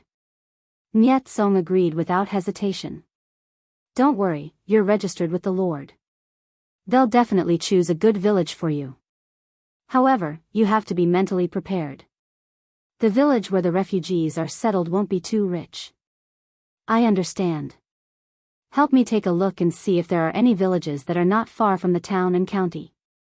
Most importantly, the people in the village should be scattered. The village chief is easy to talk to. If she met someone like the Gu family's head again, she would have a headache and vomit blood. Cough, one have too many requests. I'll try my luck. She did not expect Nyetsong to really choose a good village for her. It was considered the best village among all the villages. Gu Yundong followed him to complete all the procedures and set off. However, before she left, she had something to do.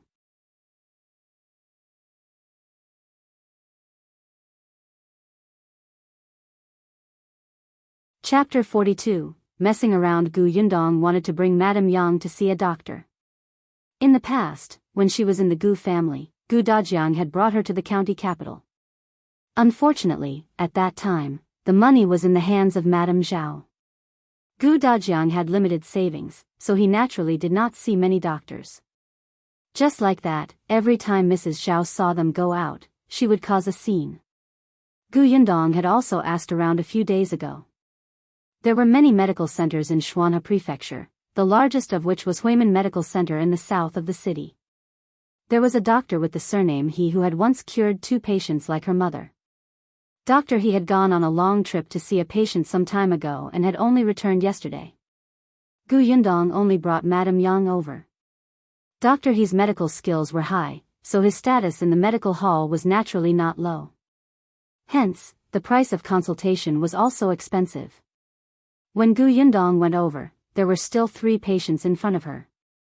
She waited for nearly an hour before it was her turn. Madame Yang was a little nervous. She grabbed Gu Yundong's hand tightly. Dong dong, mother, let the doctor examine your pulse first. Don't worry, it's fine. I'm here. Dr. He, on the other hand, had a benevolent look on his face. He asked a few questions before extending his hand. He closed his eyes slightly and carefully checked her pulse. However, the more time passed, the more he frowned. Gu Yundong gradually had a very bad feeling. When Dr. He retracted his hand, Gu Yundong hurriedly asked, "How's my mother?" Dr. He did not reply. He only stood up and walked behind Madame Yang to look at the back of her head. Madame Yang immediately became nervous. Gu Yundong hurriedly patted her hand to comfort her. Dr. He stared at her carefully for a long time before sitting back down. However, his expression was not good. He asked Gu Yundong, "Did the other doctors give her acupuncture before?" Actually, every time she went to the clinic, it was Gu Dajiang who brought her there. Gu Yundong did not follow. However, she really knew that there was acupuncture or not. Yes, they did. When I was in Yongning Prefecture, a doctor took a look at my mother. At that time, he inserted a few needles and said that they could dispel the clotted blood. However, after the acupuncture, my mother fainted for a day. The doctor said that this was a normal phenomenon. If we went to his place a few more times, the clotted blood would slowly dissipate. However, after Yongning Prefecture fell into chaos, my parents didn't go there again. Nonsense. Quack. Doctor, he cursed angrily. Madame Yang was so frightened that she turned her head and hugged Gu Yundong, closing her eyes tightly. Doctor, he took 2 deep breaths. His tone was still hard. The human brain is the most complicated. How can you randomly inject needles when you're not confident that you can treat it? Dispel the clotted blood. You're simply a quack. Gu Yundong's expression turned solemn. Doctor, he means that my mother, sigh, if it was before, one was still confident that one could cure her. Now that she has been treated by that quack, I'm only 30% confident. If there's an accident, it might backfire and I won't even be able to save her life. Doctor, he waved his hand. It's better to maintain the current situation. At least she's alive. Is there no other way? Doctor, he shook his head and paused for a moment. As if he had thought of something, he said, there's someone who might be able to treat her. Gu Yundong's eyes lit up. Who? Imperial Physician Song, he came from the Imperial Hospital. I've been taught by him many times before. It's a pity that he's gone traveling now. I don't know when he'll return. As long as there was hope. Gu Yundong immediately said, then can one trouble Dr. He? When Imperial Physician Song comes back, get someone to send a message to Fish Rice Alley. With that, she took out 5 taels of silver and handed it over. You're tuning into the Carefree Valley YouTube channel. Don't forget to subscribe and join us on this journey to catch the most captivating stories.